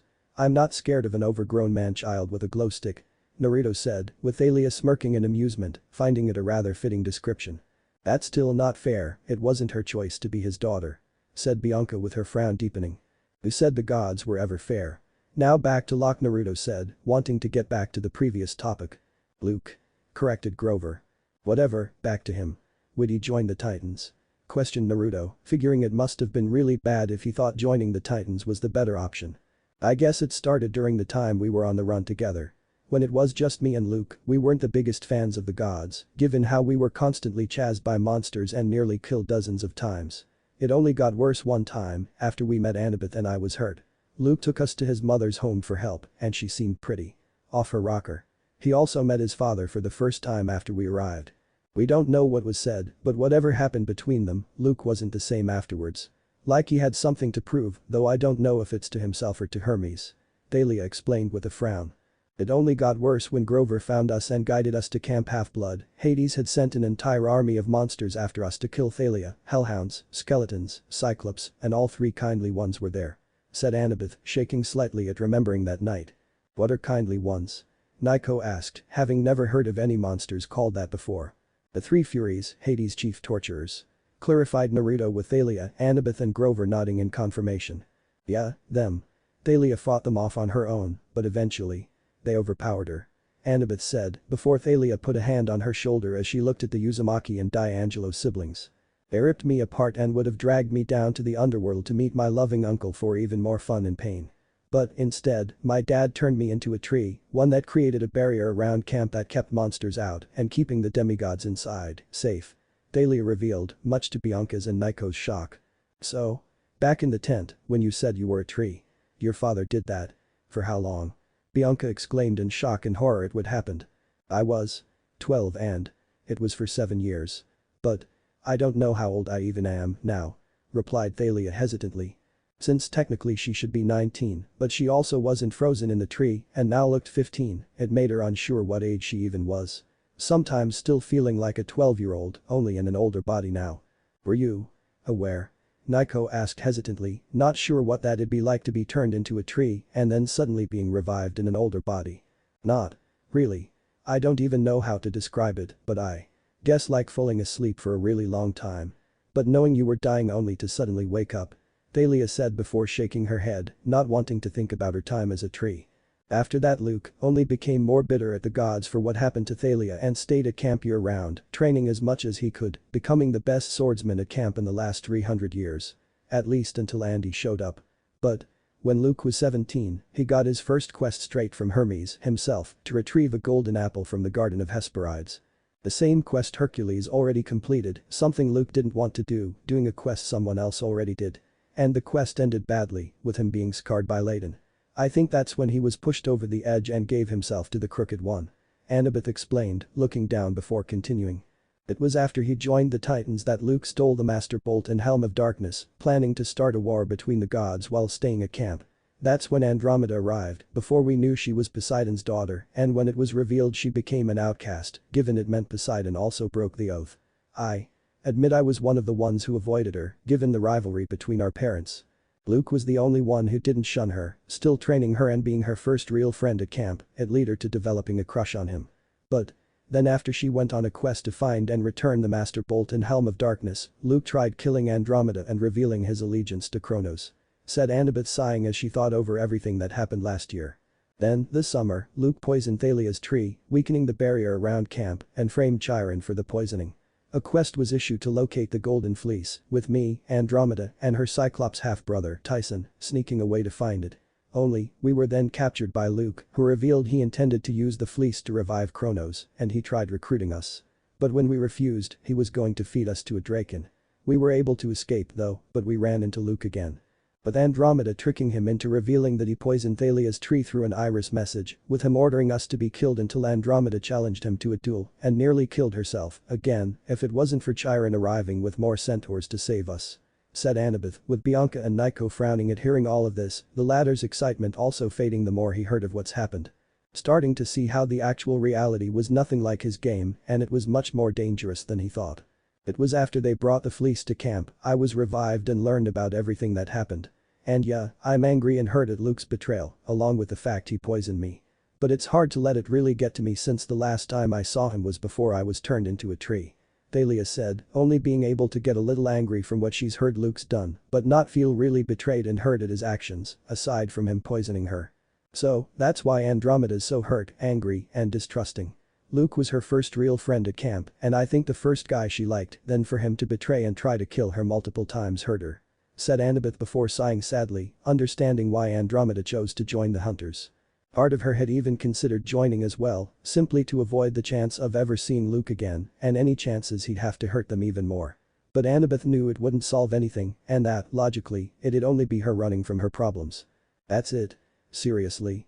Naruto asked with a raised brow, making the demigods and Satyr look at him, with Annabeth, Thalia, and Grover frowning, thinking he's dismissing Andromeda's pain. What are you talking about? Demanded Thalia with a warning look in her eyes. I'm not talking about what happened to you or the kid, it honestly sucks what happened to both of you. But this Castellan guy, honestly, sounds like a selfish asshole. He joined the Titans. Because his ego was hurt. Because daddy didn't give him attention. Said Naruto in disbelief at the childish reasoning. Luke was forced to go on the run as a child for years, nearly dying dozens of times. His mom would randomly scream and scare him, making him run away. He watched someone he cared about almost die and be turned into a tree, then failing a quest. Annabeth retorted with a light glare, as while she's angry at Luke's betrayal, she still felt the need to try and defend him. I watched my mother get killed right in front of me when I was 4. And trust me when I say, it wasn't a clean death, nor was it a quick and painless one. Naruto stated, causing the daughter of Athena to fall silent and look at him in shock along with the others. It was around the same time when my father took me in. The first year of my training was basically don't die, the second year was learning to hunt things a lot bigger than me, the third year was when he sent me to Niflheim, fourth year was learning to kill monsters before they killed me, fifth year I was put against the most dangerous Einarjar he could find, and they're the souls of deceased fighters that reside in Valhalla. Where only the best of the best are allowed entry, along with still training even in death to prepare for Ragnarok. For the 6th year, I moved up to fighting my brothers, who really enjoyed knocking me around until I started being able to hit back, then for 7th and 8th year I had to fight Balder and my father, sometimes at the same time, and neither of them are very good at holding back. And every day I trained until my bones cracked, if not outright broken or shattered, until every breath I took felt like fire in my lungs. And if I messed up or disobeyed him even once, I had to start from the very beginning. There was only one, and I mean one, singular time, where my dad showed me the slightest bit of leniency when I disobeyed him with my training. Only for it to be in a completely backhanded manner when I was tasked with a near impossible, if not suicidal, quest to redeem myself in a specific amount of time. After I was nearly killed by a troll and had a rock flicked into my stomach by my father, something that would have gone right through me if he hadn't held back, not that it did much, before being sent out while I was still injured and fatigued. Said Naruto, while making air quotes when referring to his father's leniency, making the group looking at him in shock and horror to hear what he went through. If he had joined the Titans after Thalia was turned into a tree, that I could understand. Anyone would be angry enough to join the Titans after losing a close friend.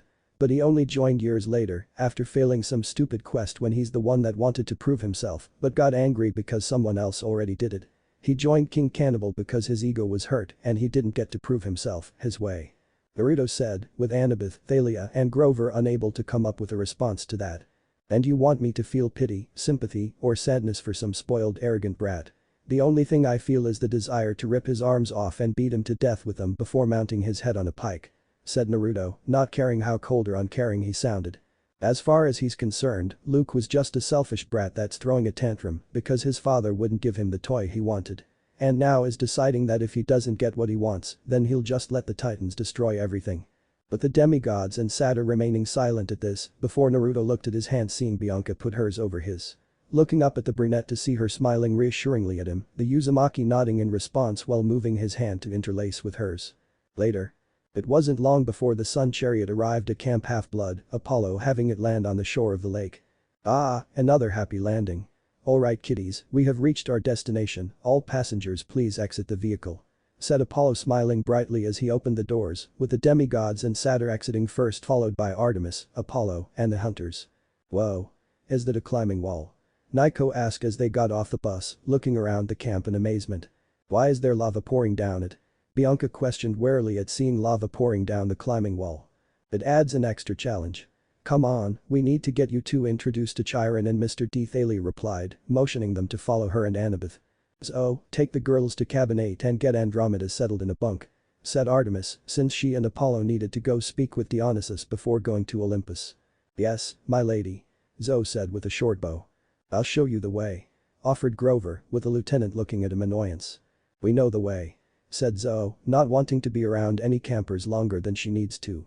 "Oh, really, it's no trouble. It's easy to get lost here if you don't, like my old daddy goat used to say. Come on," Grover said, tripping over a canoe before getting back up. "Just entertain him for a while, Zoe," said Andromeda, amused at her friend's behavior, with Zoe rolling her eyes. "Yes, entertain the goat, princess. After all, I'm sure some of you might have memory problems in your old age, plus the kid probably needs an escort to avoid getting lost if you aren't holding her hand," Naruto said with a smirk. "Silence, boy," Zoe retorted in annoyance. "Is that an order, your majesty?" asked Naruto, the lieutenant growling with her hands twitching towards her knives. "Ignore the kitty, it's only trying to beg for attention by thinking it's cute," Andromeda said. "Kid, I'm adorable," said Naruto. "Yeah, so adorable it makes me sick," retorted Andromeda, covering her mouth while fake heaving. "Unless that's just some bad seafood you ate, that'd also explain your breath," Naruto said, waving a hand in front of his face. "Andromeda, please," Artemis said, rubbing her temples. "Just making sure Kitty was declawed, Lady Artemis," Andromeda said, rejoining the hunters as they headed for cabin 8. "Yet who's the one walking away after mommy said so, kid?" Naruto called out, the daughter of Poseidon merely raising her middle finger behind her at him. "Ah, and it was getting good," muttered Apollo, flinching when his twin punched him in the arm. "Does he do that often?" Annabeth asked as they started heading towards the big house while looking at the D'Angelo siblings. "Get on people's nerves and enjoy antagonizing them?" Yes, he does," replied Bianca, having learned Naruto always seemed to enjoy antagonizing people whenever he could. "It's really funny. He actually made a teacher at Westover quit once out of frustration," Naiko said, snickering at the memory, with Thalia smirking at hearing this, while Annabeth shot him a dirty look upon learning that. Naruto smirked at their words, having always enjoyed getting a reaction out of people by taunting them to see what they'll do. Though part of him admits that it felt nice to have some control over others like that, given how little control he's had over his own life until recently. He liked the chance to have some control over others, no matter how little it was. It wasn't long before they arrived at the big house, which was decorated with strings of red and yellow fireballs that warmed the porch but didn't catch anything on fire. With the group going inside, where they found Chiron and Mr. D inside playing a card game. Only for them both to look at the group, shocked when they saw Artemis and Apollo, before Mr. D narrowed his eyes at Naruto. "What's an Aesir doing here?" Dionysus demanded, shocking Chiron further. "Aesir?" said Chiron, worried and nervous at the idea of an Aesir being here. "That's what must be discussed on Olympus. We must go now, Dionysus," Artemis said, the god of wine still looking at Naruto with narrowed eyes, before letting out a huff and stood up. "At least I won't be blamed once it starts raining lightning," said Dionysus, knowing their father won't be happy to learn that someone from another pantheon is here. "Like it'd even tickle me," Naruto retorted, causing Dionysus to pause before sighing in annoyance. "Because of course you're the Thunder Lummox's spawn. Wonderful," Dionysus said sarcastically, before he, Apollo and Artemis all vanished from sight. Chiron, these are the new campers. Bianca D'Angelo and Naiko D'Angelo," Annabeth introduced, with the centaur shaking off his shock and smiled in relief. Ah, then both of you succeeded, wonderful. Said Chiron, relieved they were able to bring in 2 new campers after so many of them have begun defecting. Yeah, bringing 2 and losing 1. Thalia muttered sadly, making Chiron's smile fall. Losing 1? What happened? And where's Andromeda? Chiron asked, worried at what may have happened to her. She's not dead, thankfully. But she decided to join the hunters after everything that happened. With Luke. Revealed Annabeth sadly, with Thalia scowling and looking away while Chiron looked down. Ah. I see. Chiron said, saddened that Andromeda's chosen to leave camp but could also understand why she chose to join the hunters. Well then, welcome Bianca and Nico. If you'll follow me to the den, we can get started on the orientation film. Said Chiron, putting on a smile that didn't reach his eyes before he looked at Naruto. And I suppose that you may watch as well, Chiron said before trailing off. Naruto Uzumaki and no, I don't need to see any film. I've already learned everything I've needed to before. I'll just explore the camp myself. Replied Naruto, intrigued to see how exactly demigods here trained. I can show you around. Annabeth offered, still having more questions to ask about what he knew. I'll come too. Said Thalia, having her own questions she wanted answers to. Okay. I'll come find you both once you're done here. Naruto said, looking at Bianca and Nico. Okay, see you Naruto. Nico said before following Chiron into the den. Yeah, see you. Said Bianca, hiding her annoyance at Naruto being alone with Annabeth and Thalia before following her brother and Chiron. With Naruto, Annabeth and Thalia exiting the big house to start showing him around the camp. The moment Artemis, Apollo and Dionysus arrived on Olympus, the moon goddess had called for a meeting, even requesting that Hades be summoned as well to attend. Given what she had to tell them would be important for all of the Olympians to hear. With it not being long before all of the Olympians gathered together, all of them in their thrones and Hestia tending to the hearth in the center. Artemis, why have you called for this meeting?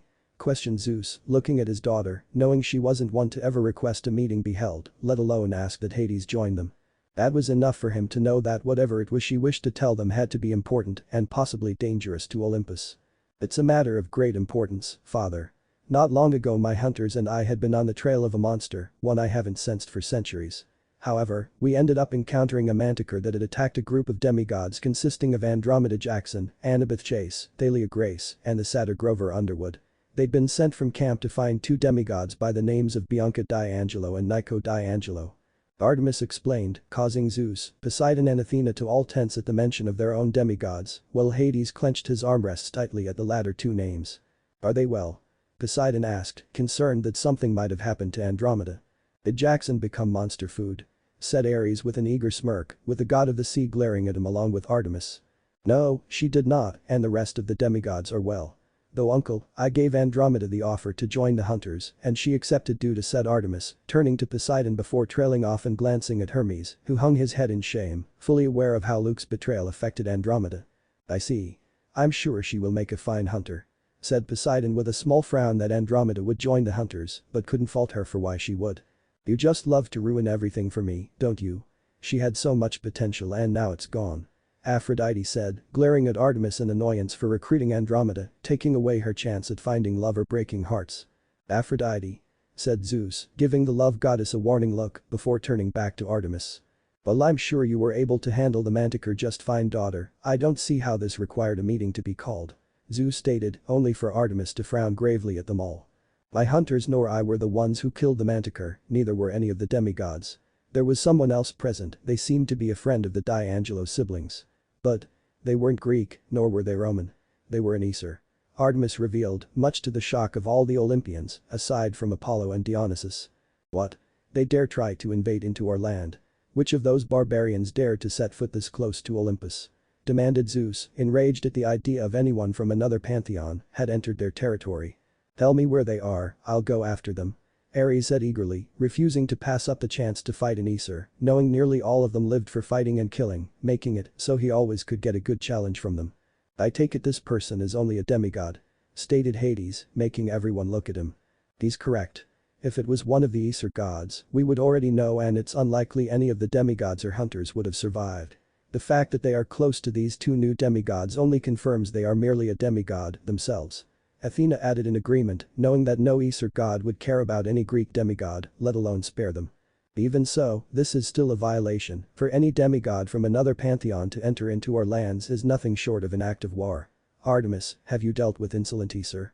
said Zeus, hoping that she eliminated the demigod before they could threaten Olympus or bring more of their kind here. I couldn't. Artemis said, much to their disbelief. You couldn't handle a single demigod? Questioned Hermes with a raised brow. I don't know.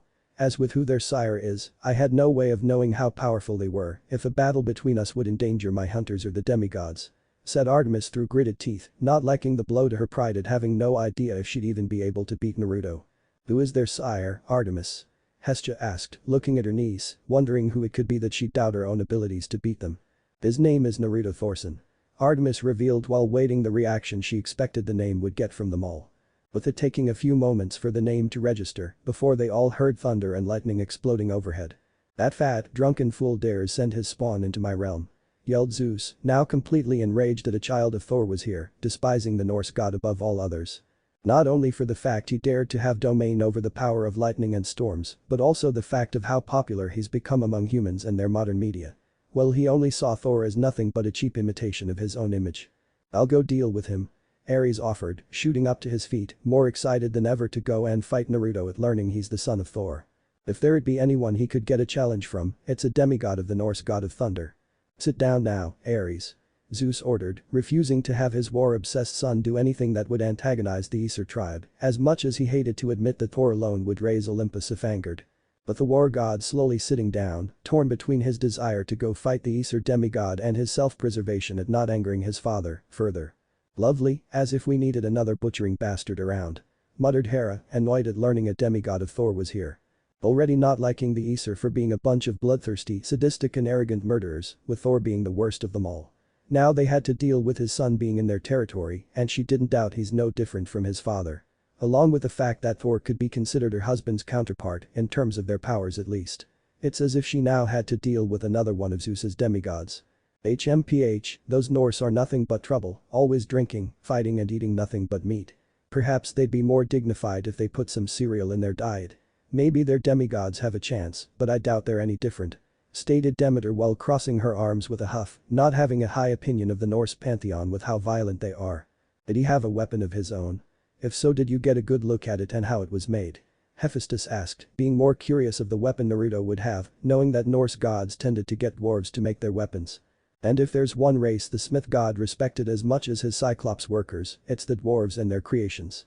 With Hephaestus having always desired to meet them or at the very least study their creations, but knew with his father's paranoia he'd never get the chance. He used an axe and no, I didn't get a look at it, but I would guess it was made by dwarves. Just as his father's hammer was. Replied Artemis, having not really bothered to focus on Naruto's axe, being more focused on an Aesir being in their territory and with what she learned from Bianca and Andromeda. How strong was he? What did he look like? Did he seem really violent? Aphrodite questioned eagerly, wanting to know the details of Naruto's appearance and how strong he could be. As well most of the Norse gods by not be pleasing to look at, Aphrodite couldn't deny the appeal of how rough they could get, which would make time in bed even more fun. She just wanted to make sure he wouldn't end up hurting any of her daughters or if she needed to try him out herself first. I wouldn't try it, the Aesir are evil, Apollo said hauntingly, hoping he never has to go near a Norse god again after what happened with Sol. Do you believe he could be a threat, sister? Athena asked, unable to deny her intrigue at the chance to observe a demigod from another pantheon, even if he is an Aesir, it'd be interesting to see how different they are compared to their own. I believe he would only be a threat if anything is done to anger him or harm those he cares for. Replied Artemis, given how Naruto said the only reason he's staying is for Bianca and Nico. I believe the more important questions are what are his intentions and why is here. Did this Naruto tell you anything, Artemis? Said Poseidon, making most of the Olympians look at her. He did, he says that he came here to hide from the rest of the Aesir, as what little he did reveal is that he doesn't care much for his family and wanted to escape them. As for his intentions, it seems that his only intention is protecting those he cares for, which at the moment is only the D'Angelo siblings and perhaps the demigod sent to recruit them. Artemis said, with Hades relaxing slightly on his throne. Does that mean you brought him to camp? Hermes asked in concern, with most of the other Olympians that have demigods tensing at the idea of their children being around an Aesir. Yes, as I believed it'd be better for us to keep an eye on him there than allow him to roam around freely and risk drawing the other Aesir here. Replied Artemis, with Zeus nodding at this. Good, very good. You made the correct decision, daughter, we can't allow any outsider to move freely in our realm. But we also must ensure the Aesir doesn't step out of line, so he will be watched and eliminated should he try threatening Olympus. Zeus said, refusing to let anything threaten his power, especially not the child of that half-wit Thor. Don't look at me, I already have enough brats to look after. Thanks by the way for taking Ashley off my hands. The brat can't handle the pressure, I guess. Said Dionysus, muttering the last part to himself, having no intentions of watching a demigod he didn't need to. I'll do it. I won't let the runt out of my sight. Ares said, hopefully with a wicked grin. I'd happily keep a close eye on him. Even make sure he doesn't even think of going against Olympus. Aphrodite offered eagerly. I would be willingly to observe the Aesir, father. Athena said, seeing it as a good chance to study him more closely. I have already decided that Artemis will be the one to watch the Aesir. She is the one who found him and brought him to camp, so she will have the responsibility of watching the boy and eliminating him should he be plotting against Olympus.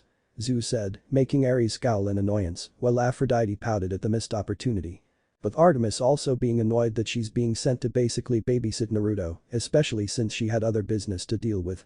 Father, I ask that you please choose another to watch the Aesir. I can't with the monster I must hunt down, along with investigating what Andromeda and Bianca learned from the Manticore, of more monsters rising up, and even the general being said Artemis, only for Zeus to slam his fist down on his throne, releasing a boom of thunder. Enough. I will hear no more talk of the Titans. They are gone and imprisoned, while the general remains trapped under the sky. Zeus said, still in denial that the Titans were rising, that the chance of Kronos returning was a possibility. Even if they aren't, this monster is one that needs to be dealt with. If I'm right, then the Bane of Olympus has returned, and if it's found, then all of us are doomed no matter what. Artemis argued, something that shocked and concerned the Olympians, that the Bane of Olympus could have reformed. Then someone else can track the monster down and deal with it. But you will be the one to watch the Aesir, and that's final. Said Zeus in a tone of finality. I could track it down, it wouldn't take long for me to find where it's hiding under the sun. Apollo offered, willing to hunt down the monster in his sister's stead.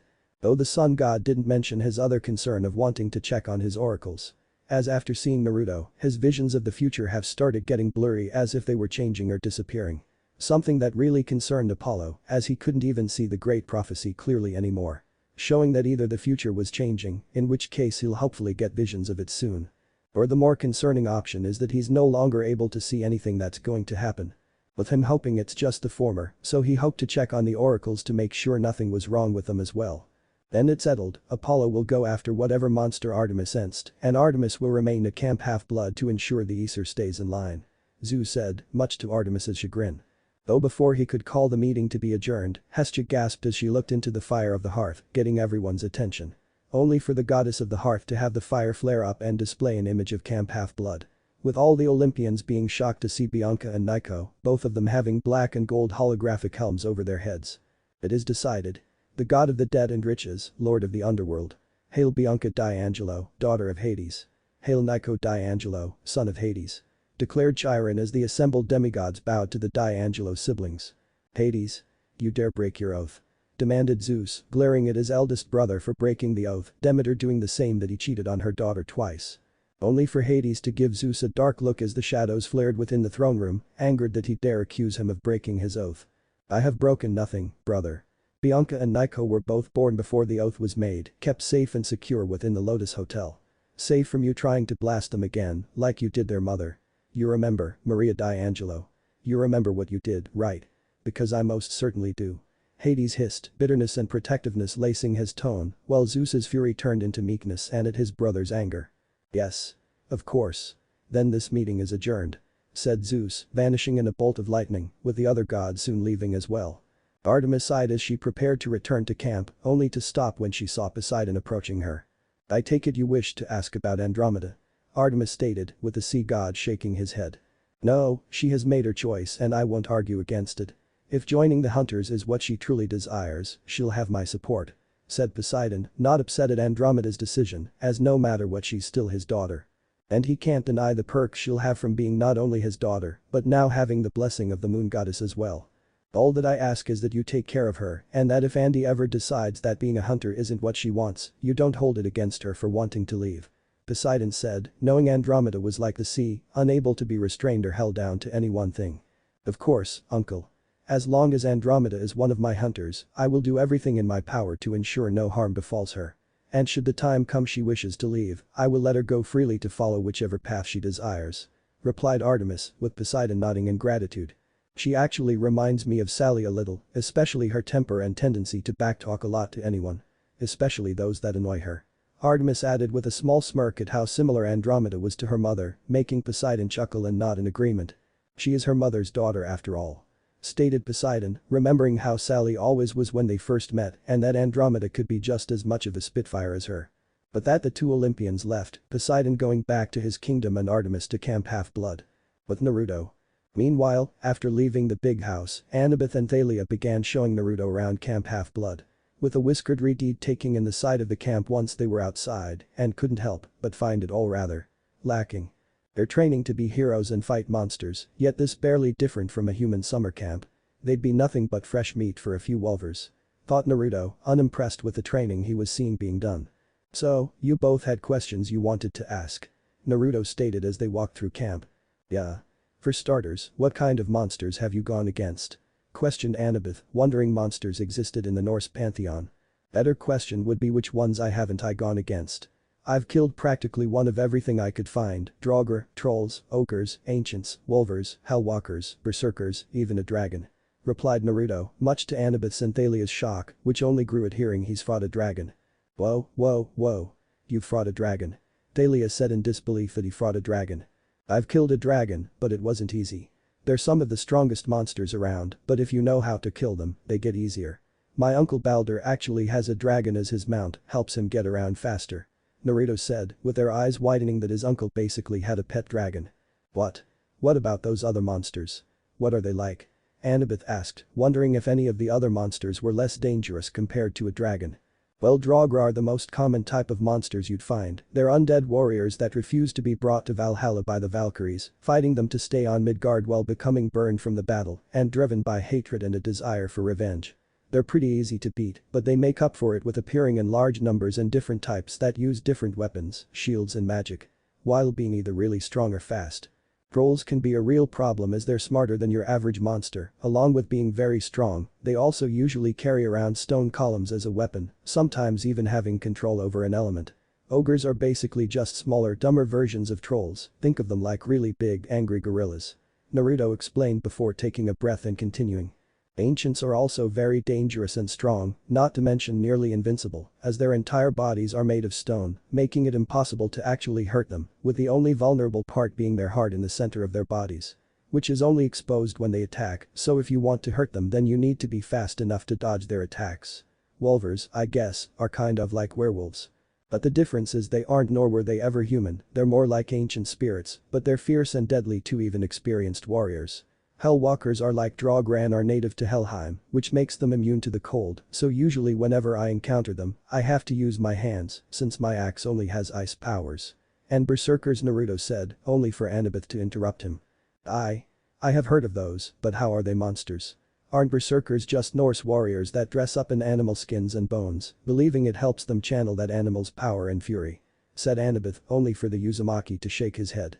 You're partially right, berserkers do wear the skins and bones of bears, wolves and boars to gain their strength, speed, endurance and fury. Berserkers are malevolent spirits that will fight and kill anything that moves, they don't hesitate in their attacks, nor do they feel pain, you could cut off their arm, and they wouldn't even flinch and simply keep attacking. The only thing that'll make them stop is to instantly kill them, otherwise they'll ignore any other wound and not stop until either you die or they do. That had been one of my tests, killing a berserker. The bastard nearly cut me in half, so I made sure to return the favor. Replied Naruto, with both girls looking at him in shock and disbelief. How are you not dead? Thalia asked, wondering how it's possible for anyone to survive what he's been through. I'm too stubborn, I guess. Naruto said with a shrug, not mentioning how his father could also use Mjolnir as a defibrillator to restart a person's heart if necessary. With it having been necessary more than a few times during his training. Clearly. Stated Thalia, not sure if she should admire that or feel sorry for what he's gone against. What about your family? You mentioned you had 2 brothers and a sister. Those are Magni, Modi, and Thrud, right? Annabeth said, with a whiskered Redeed nodding in response. That's right, Magni and Modi are my brothers and complete assholes. Both of them are just as sadistic, bloodthirsty and arrogant as the rest of our family. The only positive thing I can say about Magni is that he's the less impulsive and immature of the two. Having his own twisted sense of honor but still prefers battling strong opponents. As for Modi. Nobody likes Modi and probably wouldn't care what happens to him. Naruto said, making the girls frown, especially Thalia. Seriously? He is your brother, there has to be something good about him. Thalia said, given how she looked after her own brother. Modi is nothing but a bully with powers, he never fights anyone that's stronger than him. Always preferring to fight those he knows are much weaker than him, opponents who wouldn't even be able to scratch him. Along with taunting and insulting people to make them angry. He said Naruto before stopping and clenching his fists in anger, with the two looking at him in concern. What did he do? Thalia asked, only to subconsciously tense when Naruto opened his eyes, showing they were glowing with electricity. He insulted my mother once, so I took his mace and beat him within an inch of his life with it, breaking every bone in his body and ripping out each one of his teeth. And swore that if he ever said anything about her again, I'd make him eat his own heart. He was at least smart enough to know that I would. Naruto said, causing the girls to shiver and not doubt he would carry out that threat. Seeing their reactions, Naruto took a few deep breaths to calm himself down before looking at them. Sorry, I just get really angry when anyone talks about my mother the way Modi did. But together, he and Magni are a dangerous team and both of them are driven by their desire to impress our father. To be the one he chooses to inherit his hammer. Said Naruto, with Annabeth and Thalia nodding in response. It's fine. I guess anyone would get angry if their mom was insulted. Said Thalia. What about Thrud? That's Thor's daughter with Sif, right? Questioned Annabeth, making the whiskered Redeed nod with a small smile. Yeah, that's her. Thrud is the one member of my family I'm the closest to, helping me whenever she can and always being there when I need her.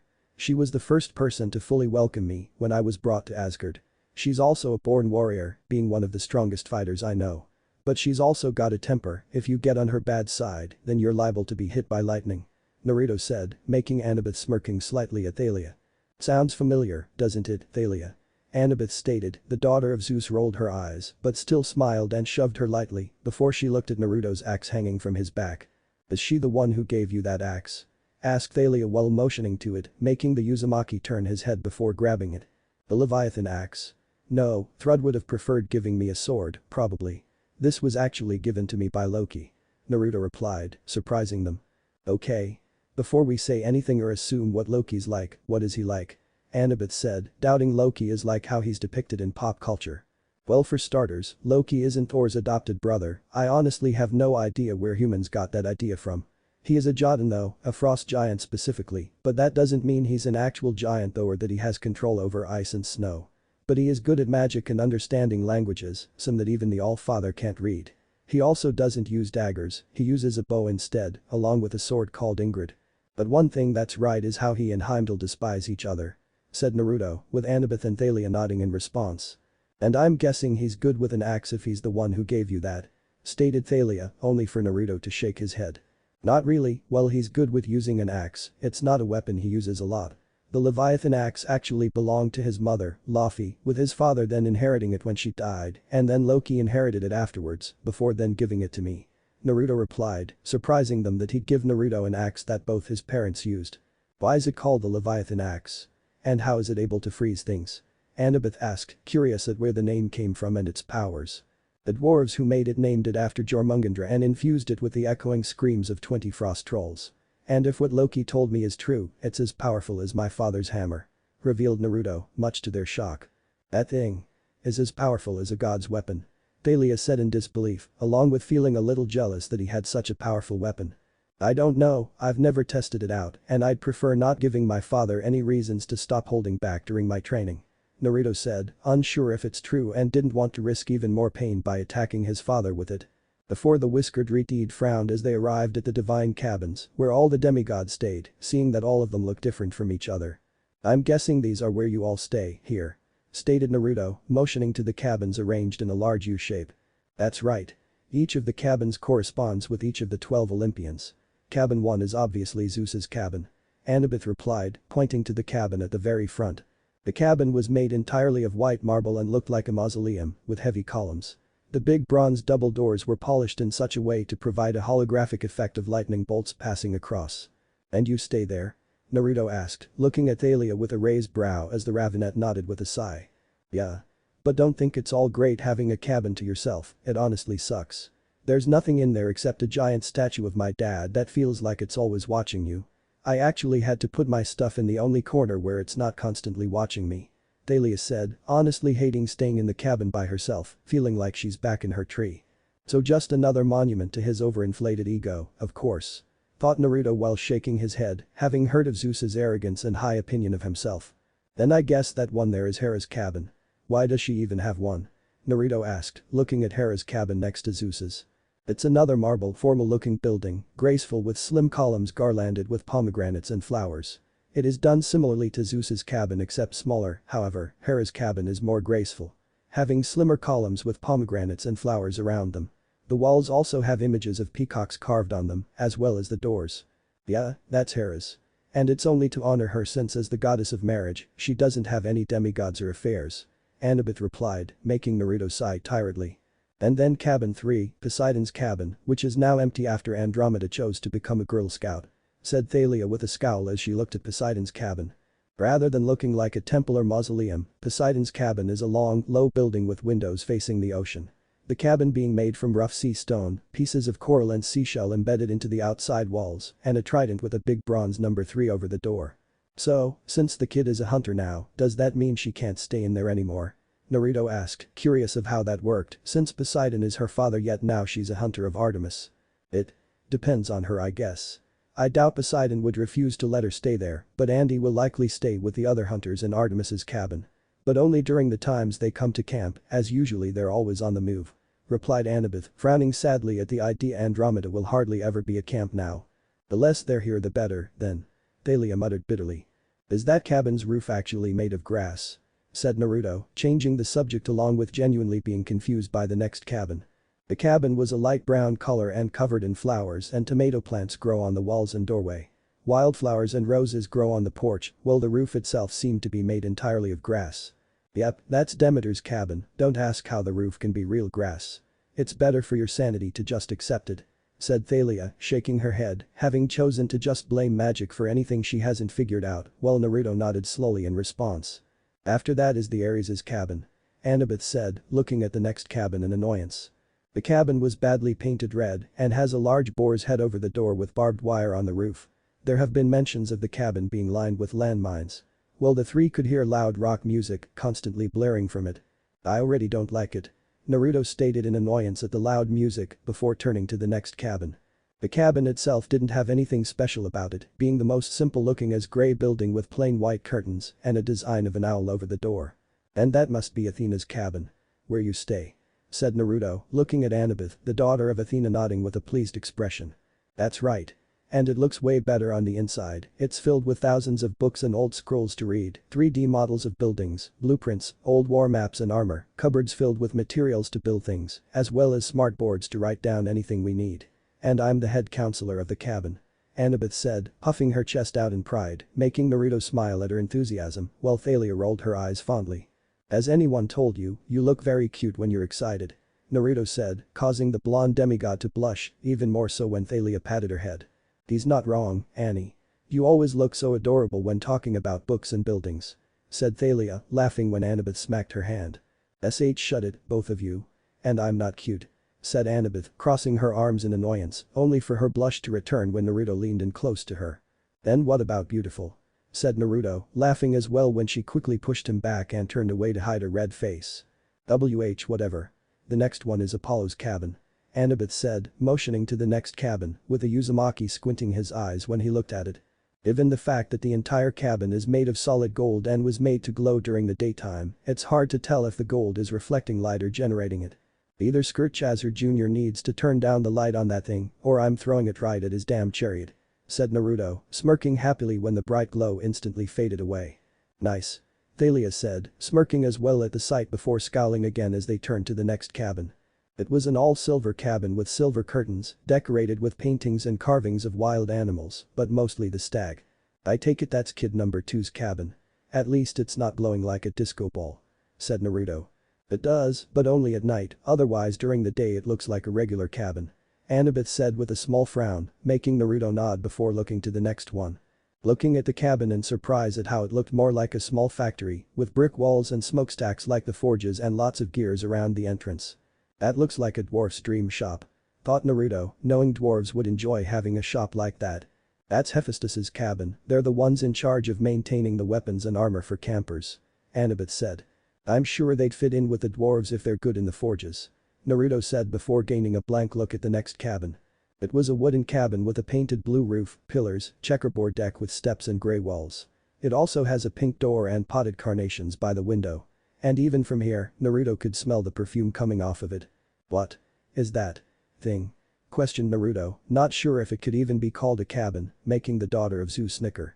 "That's Aphrodite's cabin or, as I like to call it, the Barbie house. Do yourself a favor and ignore it, though do be on guard. Knowing Aphrodite's children, once they see you, they'll probably want some alone time," said Thalia turning to Naruto and looking him up and down, knowing they'd be after him with his looks and physique. "Enjoying the view?" Naruto said with a smirk. "Yes," Thalia said shamelessly. "Thalia?" said Anbith in disbelief she'd say that. "Don't pretend you weren't looking too, Annie. I know you were," said Thalia, making the daughter of Athena blush again, but did glance at the whiskered retreat a few times. "I don't mind, look all you want. Or take a picture, whichever you prefer," Naruto said, winking at Annabeth, who looked at him in annoyance, which was ruined by her growing blush. "Are you sure you shouldn't be in that cabin?" Annabeth said, letting out a huff as they went to the next cabin. With it looking to be the largest, oldest and most worn-looking, peeling brown paint and a caduceus over the door. "What happened to that cabin?" Naruto asked with a raised brow, wondering why it looked so rundown, while Thalia and Annabeth frowned. "That's the Hermes' cabin, where the unclaimed demigods go, since Hermes welcomes them given how he's the patron of travelers and roads. But it's really crowded," Annabeth said, making Naruto frown. "Let me guess, either because the Olympians don't care enough to claim their own kids the moment they show up, forget about them or don't care enough to actually claim them, or their parents don't have cabins," said Naruto, not doubting most of the unclaimed demigods are children of minor gods and goddesses that don't have cabins. "All of the above, but mostly because their parents don't have cabins, so they don't bother," said Thalia with her frown growing, while Naruto shook his head. "Do any of the Olympians even claim their kids the moment they show up, or do they have to risk their lives just to be acknowledged?" Naruto asked, wondering if any Olympians even cared enough to claim their children when they arrive. "Some of them, Apollo, Demeter, Hermes, Aphrodite and my mom. They all claim their children the moment they arrive. But for the rest," said Annabeth. "Ignore you and probably don't even remember if someone is their kid or not," said Naruto, with Annabeth sighing and nodded in response. "Well, what would you expect? They're gods, they're probably too busy to care or notice," Thalia said with a shrug, having accepted that most gods don't care about what the person they slept with did after all's said and done, nor when their children are forced to run from monsters for years. "That's no excuse, if they can't be bothered to care enough about their kids to even claim them, then they shouldn't have kids at all. They only care enough when you can do something for them," Naruto said coldly. For how much he hated his father, at least he showed up not even a day after his mother was killed and brought him to Asgard, making sure he still had a home and family. Even with how things turned out for him, it was still better to be acknowledged than ignored until he was useful. Annabeth and Thalia didn't have anything to say to that, knowing there wasn't anything they could say since he was right. Their parents only acknowledged them when they needed something, with it being incredibly rare when they did actually give any assistance. "And the last one is Dionysus's cabin," said Annabeth as they went to the last cabin.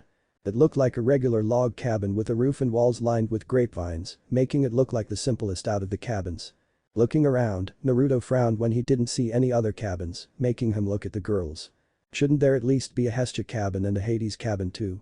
Naruto asked, figuring those two, more than any other god and goddess, would have cabins. "Hestia doesn't have a cabin, since she gave up her throne as an Olympian to Dionysus in order to prevent any infighting on who would give up their throne to him. And Hades. He's not exactly welcomed and I don't think his kids would be," said Thalia said, knowing how terrified everyone is of her uncle and any kids he had likely wouldn't be welcomed. "Wow. The eldest of the Olympians and the eldest of the big three. Both without any cabins. Yet Hera has one that will never be used, while the kid number two's cabin is only used when the Girl Scouts are here. There must be a joke in there, somewhere," Naruto said with a humorless smile. Though he wasn't really surprised, knowing the reputation Hades had, not helped by how he's constantly portrayed as the villain in pop culture. An unfortunate fate that most deities associated with anything considered evil suffers. Ironic how the ones portrayed as heroes are usually the worst, while the ones portrayed as villains are actually pretty nice or at least neutral and keep to themselves. Thought Naruto, shaking his head before he spotted someone standing by the hearth and tending to it. They were a beautiful and petite girl with a youthful appearance. She has blue eyes that glowed from the fire and mid-thigh length black hair tied into two twintails, which reach down to her mid-thighs. Her hair is tied with hair accessories that feature blue and white petals, along with bell-shaped ornaments. She also possessed a small frame, which was emphasized by her surprisingly large breasts. Her attire consisted of a white mini dress with a blue ribbon around her neck and one tied under her breasts around her arms, a pair of white gloves, along with being barefoot. Looking at the girl, Naruto already knew she wasn't human from the power she possessed, but more than that the calming aura she seemed to exude. Along with a feeling of tranquility, something he hasn't felt in a long time. Hestia. Thought Naruto, knowing exactly who it is and that only one Greek god could feel this peaceful and kind. As if hearing her name, Hestia looked towards Naruto and smiled at him, making the whiskered Reed smile slightly at how warm it was. You can see Aunt Hestia, then. Thalia said, leaning in close to Naruto, who looked at her in surprise. You can see her, too. Said Naruto, making the Ravenet nod in response, giving her aunt a small smile and wave. Yeah, I've seen her appear a few times to tend the hearth and even talk to her. Since after I came out of the tree, I really wasn't sure what to do, not helped that the moment I came out I was put in my dad's cabin and had to deal with that creepy statue. So, I'd usually come out in the middle of the night just to get some space and alone time, and she helped me relax while I was easing into everything.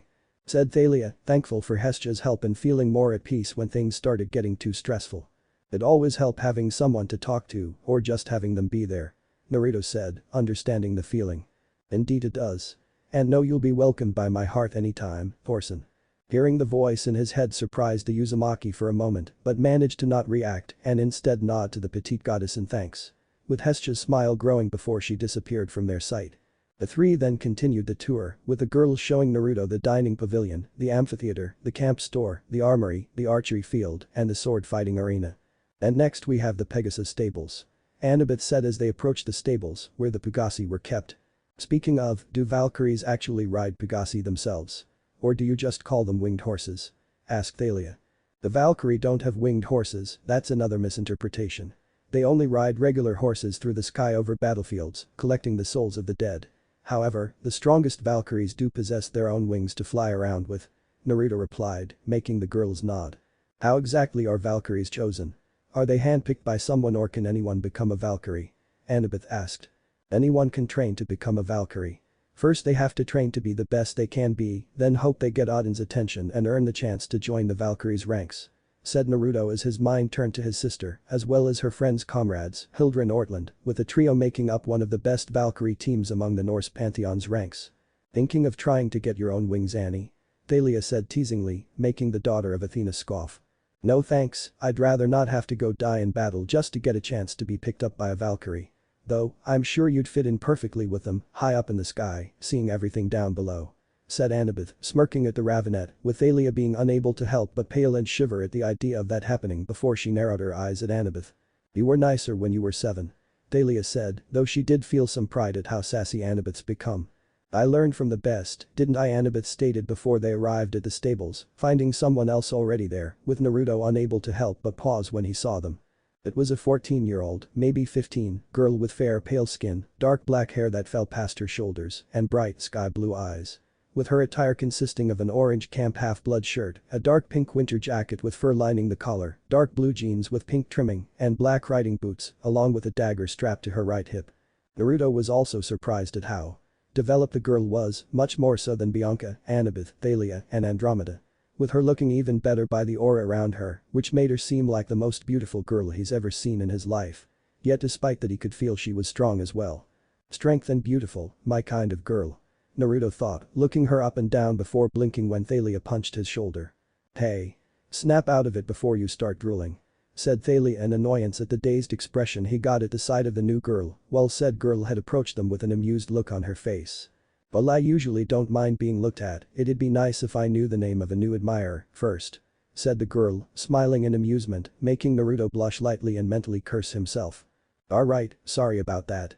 I just felt hypnotized by your beauty. And that's not a pickup line, I swear.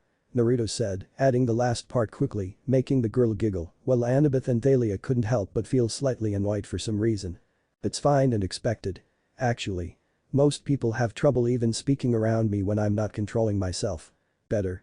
Said the girl, with Naruto no longer feeling the same draw towards her, at least not as strongly. Yeah. So, going by your looks and abilities, I'd say you're a daughter of Aphrodite. Said Naruto, figuring that's the only deity she could be related to. Yeah, she is. Naruto, this is Selena Beauregard, the head counselor of Cabin 10. Selena, this is Naruto. Which do you prefer? Annabeth asked, looking at him, unsure if he'd prefer Uzumaki or Thorson. Either's fine. It's nice to meet you Selena, I'm Naruto. Thorson or Uzumaki? Said Naruto, not minding either name, as he wants to honor his mother by still using her name, and no matter what he is a son of Thor. You too, Naruto. And Thorson, that's a unique name. Said Selena, shaking the whiskered Redeed's hand, curious of a name like before looking at Thalia and Annabeth. Is he one of the new campers you were sent after? Selena asked, confused when they shook their heads. Nope, but we did pick up 2 new ones. Whiskers here, though, isn't even Greek. Thalia revealed, much to Selena's shock. What? But then. What are you? Cause I doubt you're completely human. Said Selena, looking him up and down, being able to feel the power coming off him. I am a demigod, just not a Greek one. Replied Naruto, not really caring who learns who he is, given the Olympians will know soon enough if they don't already. That. Still doesn't make much sense. There are other gods besides the Olympians. Selena asked in disbelief, while Annabeth and Thalia nodded in response. Yeah, just something else we weren't told. Muttered Thalia, still annoyed something like that was kept secret. Did none of you really suspect, even a little bit, that other pantheons existed? Said Naruto, wondering how they could accept the existence of the Greek pantheon, but doubt that other pantheons could exist. I was running from monsters for 2 years since I was 10, and then in a tree for another 6 years, questioning the existence of other gods wasn't exactly a priority for me. Thalia said, crossing her arms in annoyance. I just didn't think about it. Admitted Annabeth, realizing she should have at least suspected the possibility. I thought that it may be possible when I first learned the truth. Given that if the Greek gods were really, then what else could be real too? Selena said, having considered the possibility, but brushed it off since no one else seemed to consider the chance other pantheons existing. Keep that minced, it's better to believe that there's at least a possibility that's the case and be prepared if you encounter something that wants you dead. Said Naruto, knowing it'd be more dangerous for them to doubt something exists only to end up coming face to face with it. But the girls nodding at his words, realizing that anything really is possible in the world they live in. So, what pantheon do you come from? And who's your godly parent? Questioned Selena, curious of where he came from and whose son he is. The Norse pantheon, and I told you who my father is when I introduced myself. Naruto replied with a small smirk, making the daughter of Aphrodite frown slightly before her eyes widened. Wait, you said your name is? Thorson. As in Selena said in surprise. Yes, his father is Thor. Said Annabeth, much to Selena's growing surprise. And no, he's not like he's depicted in modern media, he's apparently a giant asshole. Added Thalia, causing her to frown slightly. Oh. Does that mean he's not? Said Selena before trailing off, unsure how to ask. He's not a muscle-bound superstar like Chris Hemsworth. No, he is not. Well, he's strong, he looks nothing like that. Said Naruto, knowing that's not even close to how his father looks. Well, I'm sure my sisters and some of my brothers will be disappointed by that. Selena said. And are you? Naruto asked with a raised brow, only for the Ravenet to smirk and look him up and down. With you around, not in the slightest. Replied Selena, making the Uzumaki smirk. Glad to hear it. Said Naruto, before he was grabbed by Annabeth and Thalia who started dragging him away. Okay, let's go Romeo. Thalia said, unsure why she's feeling annoyed, only that she is. You don't need to drag me. I'd happily follow 2 beauties such as yourselves. I'm sure the view of you 2 in front of me is amazing. Naruto said with smirk, causing both girls to blush, while Selena giggled at the sight. Hope to see you around, Naruto. Said Selena, giving him a wink before returning to tending to the Pegasi. Later. Naruto saw more of the camp as Annabeth and Thalia showed him around, while also asking more questions. Though he still couldn't shake his disappointment at how lackluster a camp full demigods was, having expected more. Even the forest that's filled with monsters isn't all that impressive, given campers shouldn't go in unless they're armed or with a companion.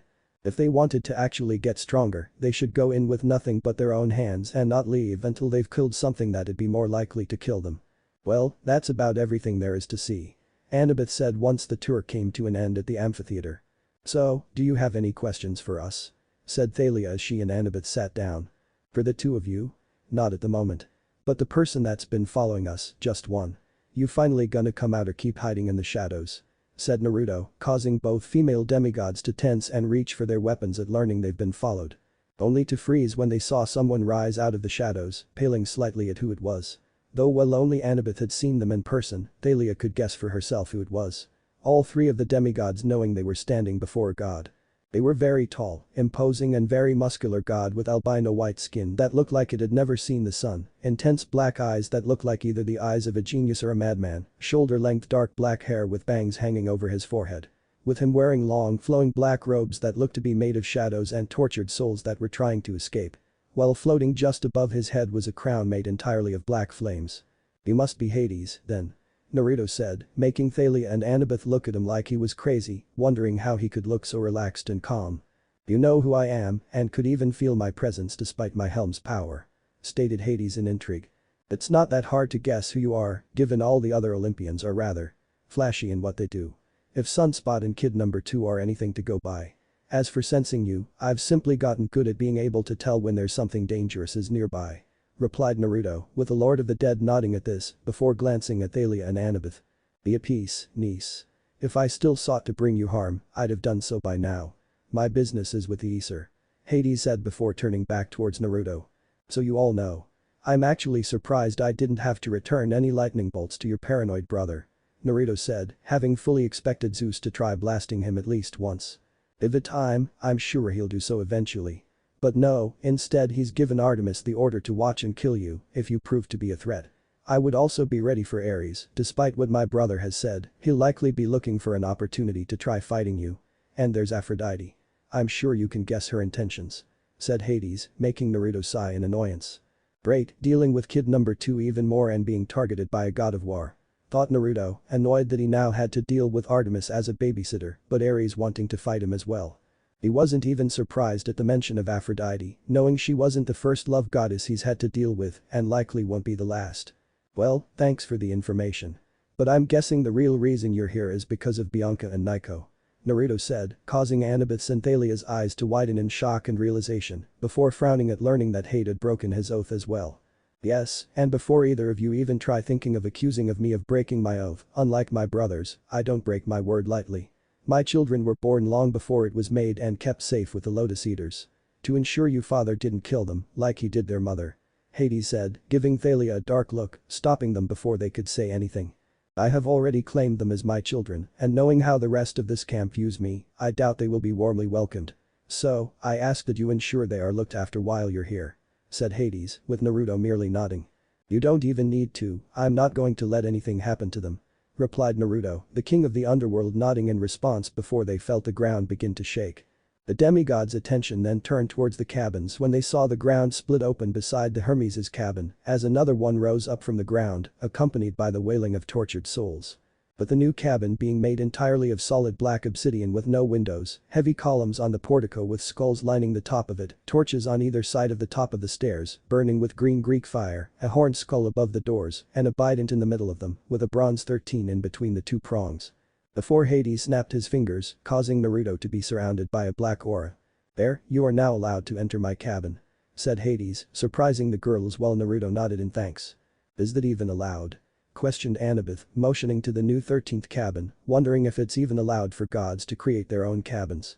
"Is anyone going to try stopping me?" Hades retorted, making the daughter of Athena fall silent.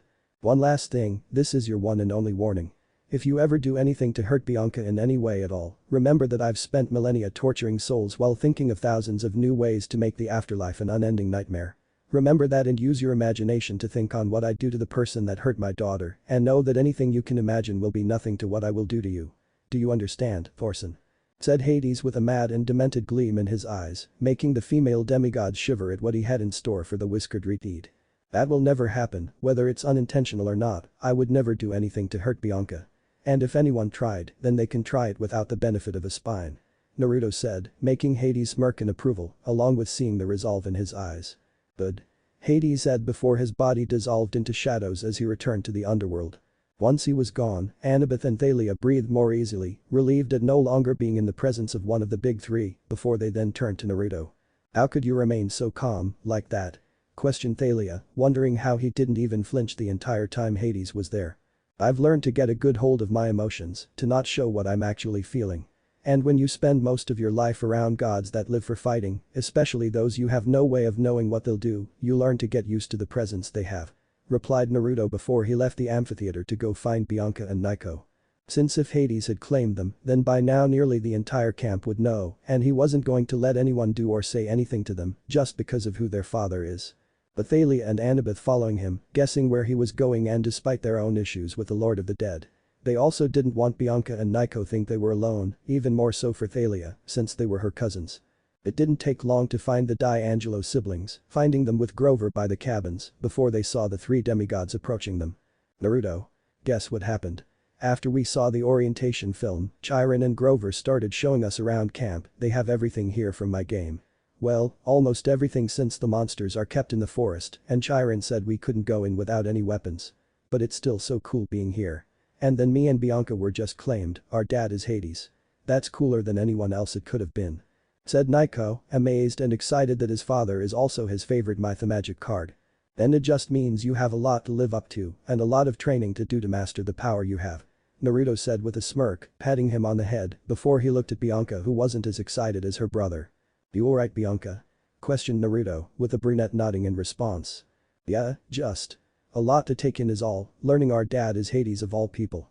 And not everyone seemed excited when we were claimed," Bianca replied, having noticed how when they were claimed, plenty of campers looked either scared, nervous or wary at the sight of them.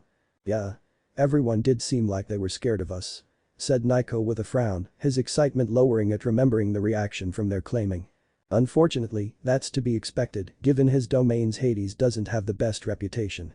Which also extends to any kids he has," said Naruto, making the siblings frown at hearing this, along with worrying Bianca at how they'll be treated by the other campers. "But if anyone tries giving either of you trouble, just let me know and I'll deal with them," Naruto added, making Bianca smile while Nico grinned at this. "Are you going to hit them with lightning?" Nico asked, only to yelp when Bianca smacked him.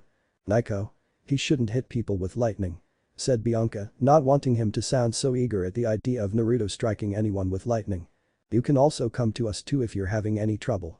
I can even be the one to help you get all caught up on Greek history and everything else you need to know.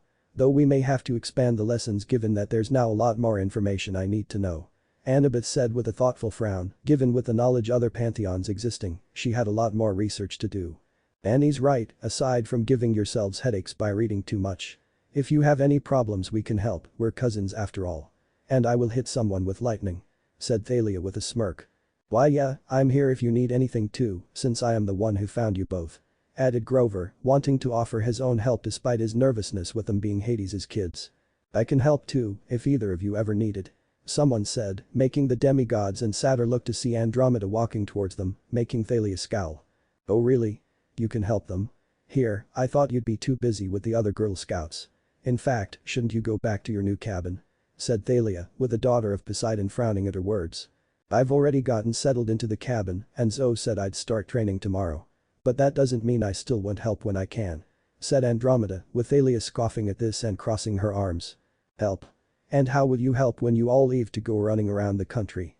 Why would you even want to? I thought you didn't want to be the hero anymore. Or was that a lie?" Thalia demanded, causing Andromeda to clench her fists. "Just because I won't be at camp doesn't mean I won't still help. I'll be out fighting and hunting monsters, and clearly a lot are going to start showing up if Thorn was telling the truth," Andromeda retorted. "Killing monsters, wow, such a big help. Like none of us can easily do the same, no, we need the great hunters to do it for us," Thalia said sarcastically, with both girls looking at each other with narrowed eyes. Annabeth and Grover looked between the two nervously, worried they may start fighting each other. Something Bianca noticed and moved to stand in front of Nico, despite his efforts to keep trying to watch and see what'll happen. While Naruto frowned as he looked between Thalia and Andromeda, sensing the growing tension, making him not even feel the desire to taunt the hunter. "Thalia, I actually wanted to ask, since we both have control over lightning and storms, what can you do?" Naruto asked, looking at the daughter of Zeus, wanting to change the subject and being genuinely curious of how her control over lightning measured up to his own. With it thankfully working as the Ravenette smirked and held up her hand, which sparked with electricity. "I'm pretty good if I do say so, myself. I can sense lightning and electricity wherever I am, create blasts of static shock strong enough to knock someone off their feet and through the air, even fry someone's eyebrows off if I want to. I can also create even stronger bolts of electricity and focus my electricity into a shield whenever I'm hit to blast someone back.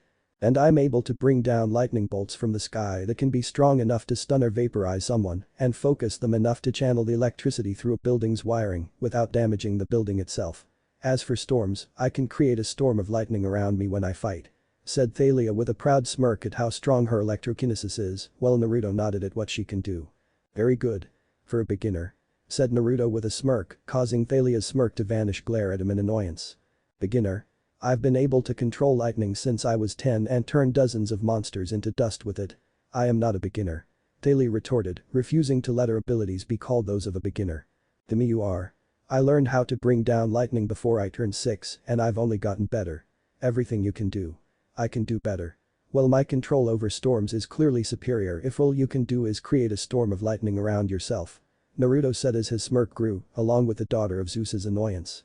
Thalia growled in annoyance that he thought he could do everything she could and was better at controlling their shared elements. Before the Ravenet soon smirked, wanting the chance to show him who's really better. "Okay, then prove it. You against me, and we'll see who's better at using storms and lightning," said Thalia, with a whiskered redeed smirk growing even bigger.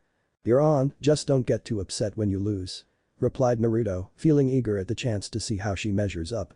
"As long as you don't start crying when I knock you on your ass, Whiskers," Thalia retorted, fully intending to take him down.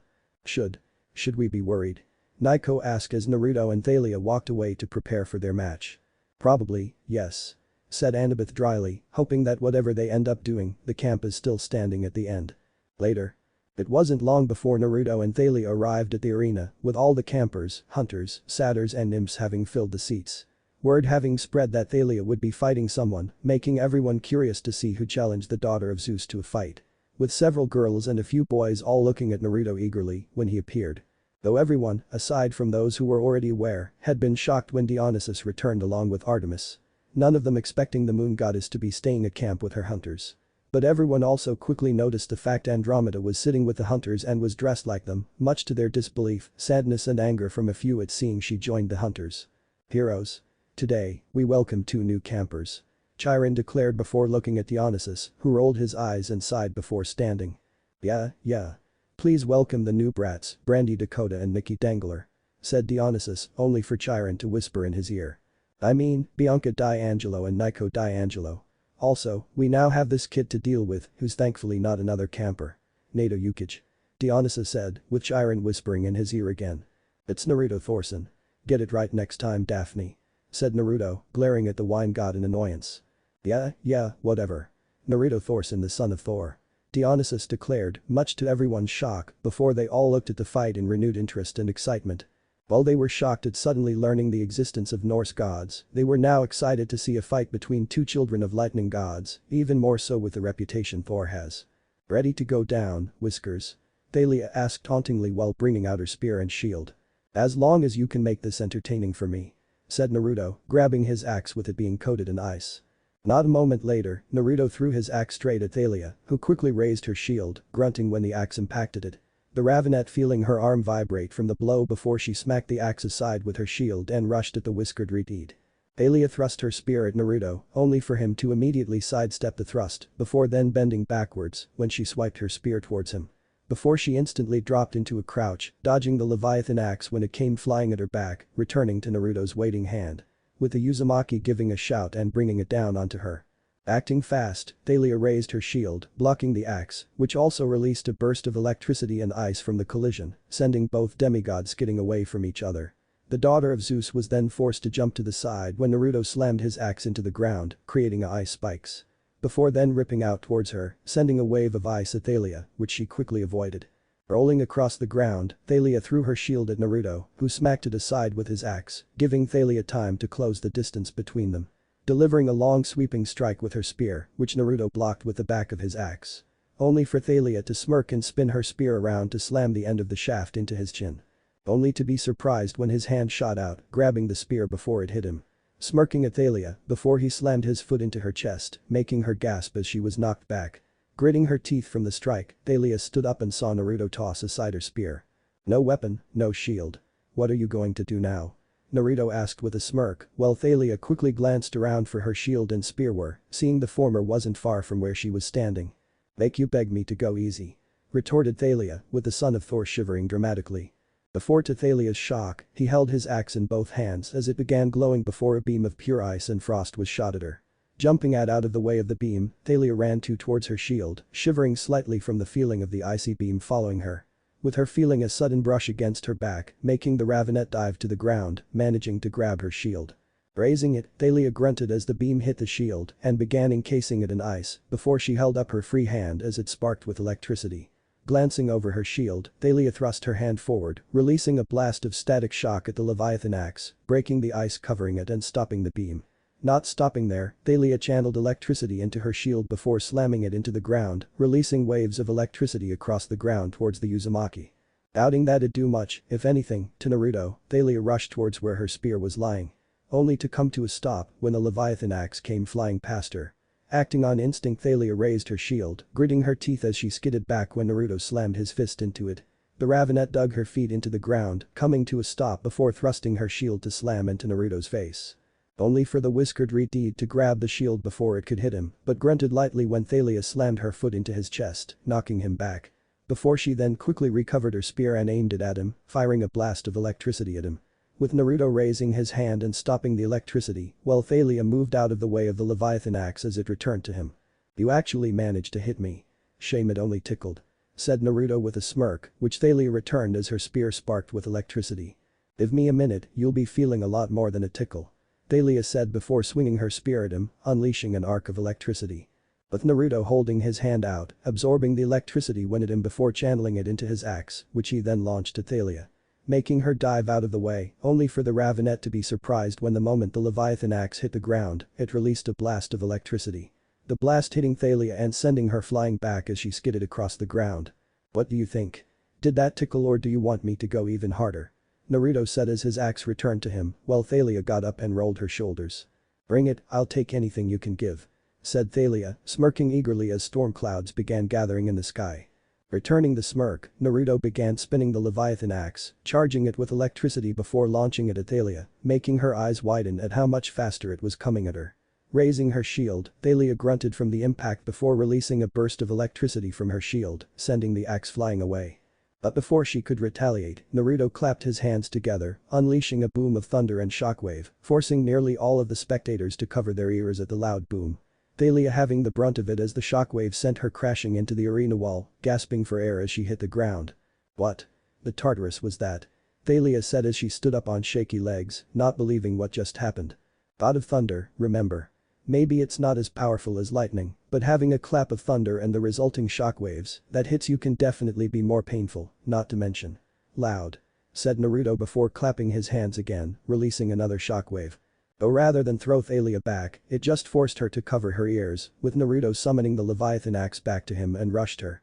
Jumping into the air, Naruto held his axe up and shouted as he brought it down towards Thalia. Gritting her teeth at the ringing in her ears, Thalia managed to focus enough to raise her spear, calling down a lightning bolt straight on top of her and Naruto. Sensing and seeing the lightning coming towards them, Naruto stopped his attack and threw the Leviathan axe, shocking everyone when it actually cut the lightning bolt in half. Even more shocking when Naruto held his hands out, calling both halves of the lightning bolt towards him and held them in his hands. With the whiskered Reed unable to help but grin at the feeling of the lightning rushing through his body. Before he slammed his fists down onto Thalia's shield, the ravenet managing to raise it in time to block his attack. The resulting collision unleashing an explosion of electricity that engulfed the arena ground, with Artemis and Dionysus putting up a barrier so it didn't end up injuring anyone. But Thalia gritting her teeth, surprised that her aegis hasn't already broken from the damage done to it, while also feeling the ground beneath her begin cracking. Before she gave a shout and thrust her shield forward, pushing Naruto back.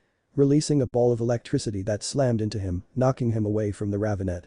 Not stopping there, Thalia raised her spear into the air with bolts of lightning jumping in between the storm clouds before she cut her spear through the air towards Naruto. Causing multiple lightning bolts to shoot down towards him. Seeing the lightning bolts coming down towards him, Naruto recalled his axe and began spinning it around above him, with the storm clouds beginning to swirl around right above him. Before the Uzumaki began pulling the clouds down and wrapping them around Thalia's lightning bolts, much to her shock.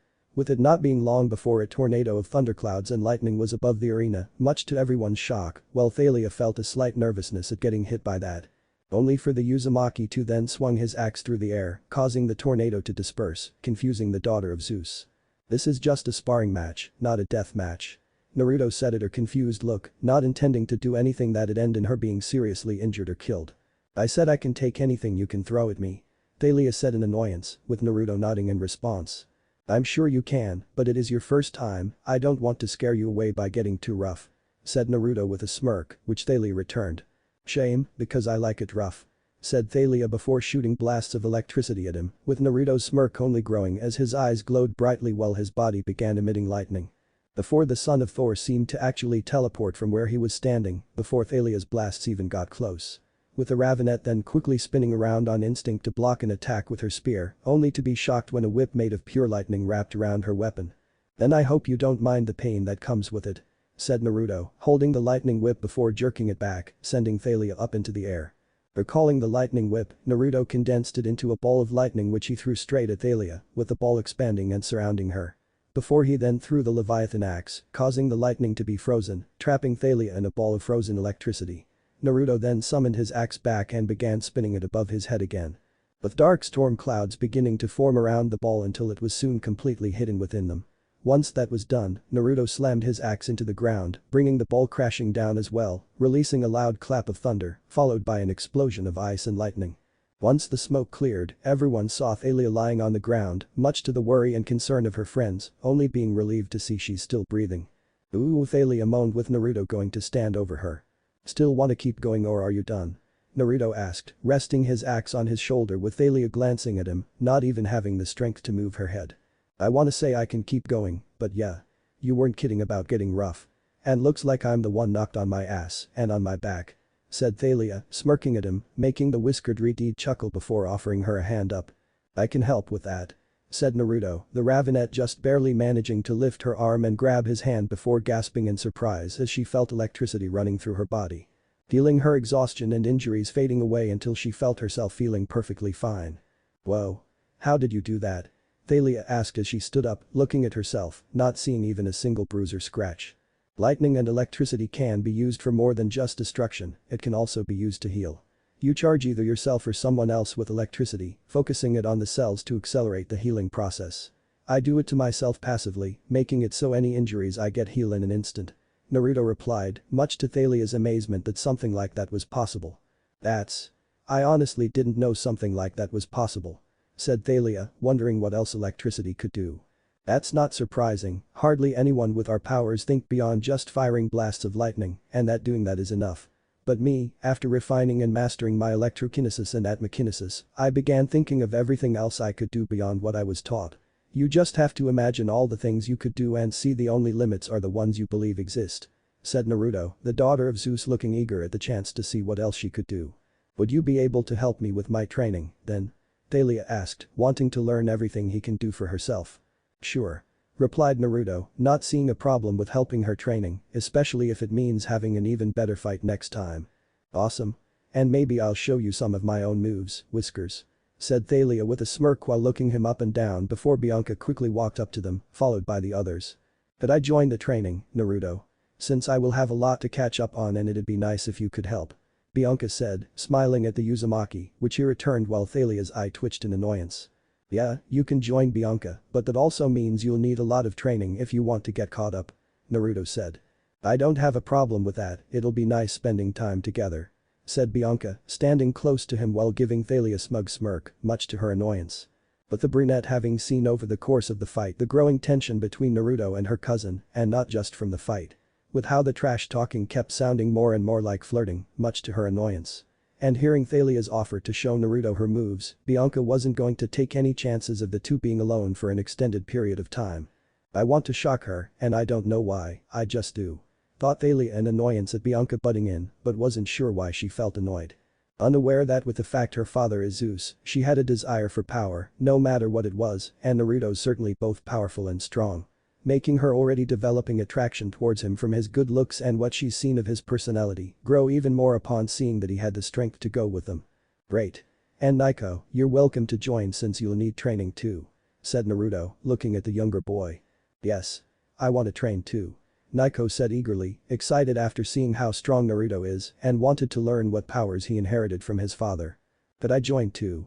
Annabeth asked as while she didn't have control over an element, she knew it'd still be good to see what she could learn from the whiskered Reed. Sure. Though just so you all are prepared, if you train with me, then you will give me everything you can, and then some, because I won't be holding back. Naruto warned, wanting to make it clear he wouldn't be going easy on them. If he trained them, they would be learning to actually fight and be prepared for what they'll be going against out in the world.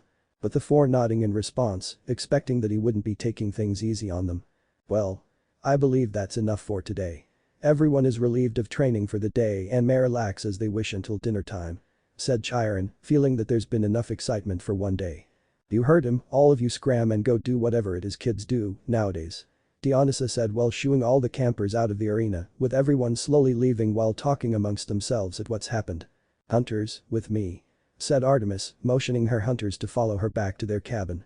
Though the moon goddess glanced back at the son of Thor, thinking over everything she saw him do in the spar and what he said. Unable to deny her curiosity on just how he's developed his powers, as well as feeling worried at just how much he may have been holding back. What if Naruto x Bianca harem Percy Jackson end here, and thanks for watching my video till the end.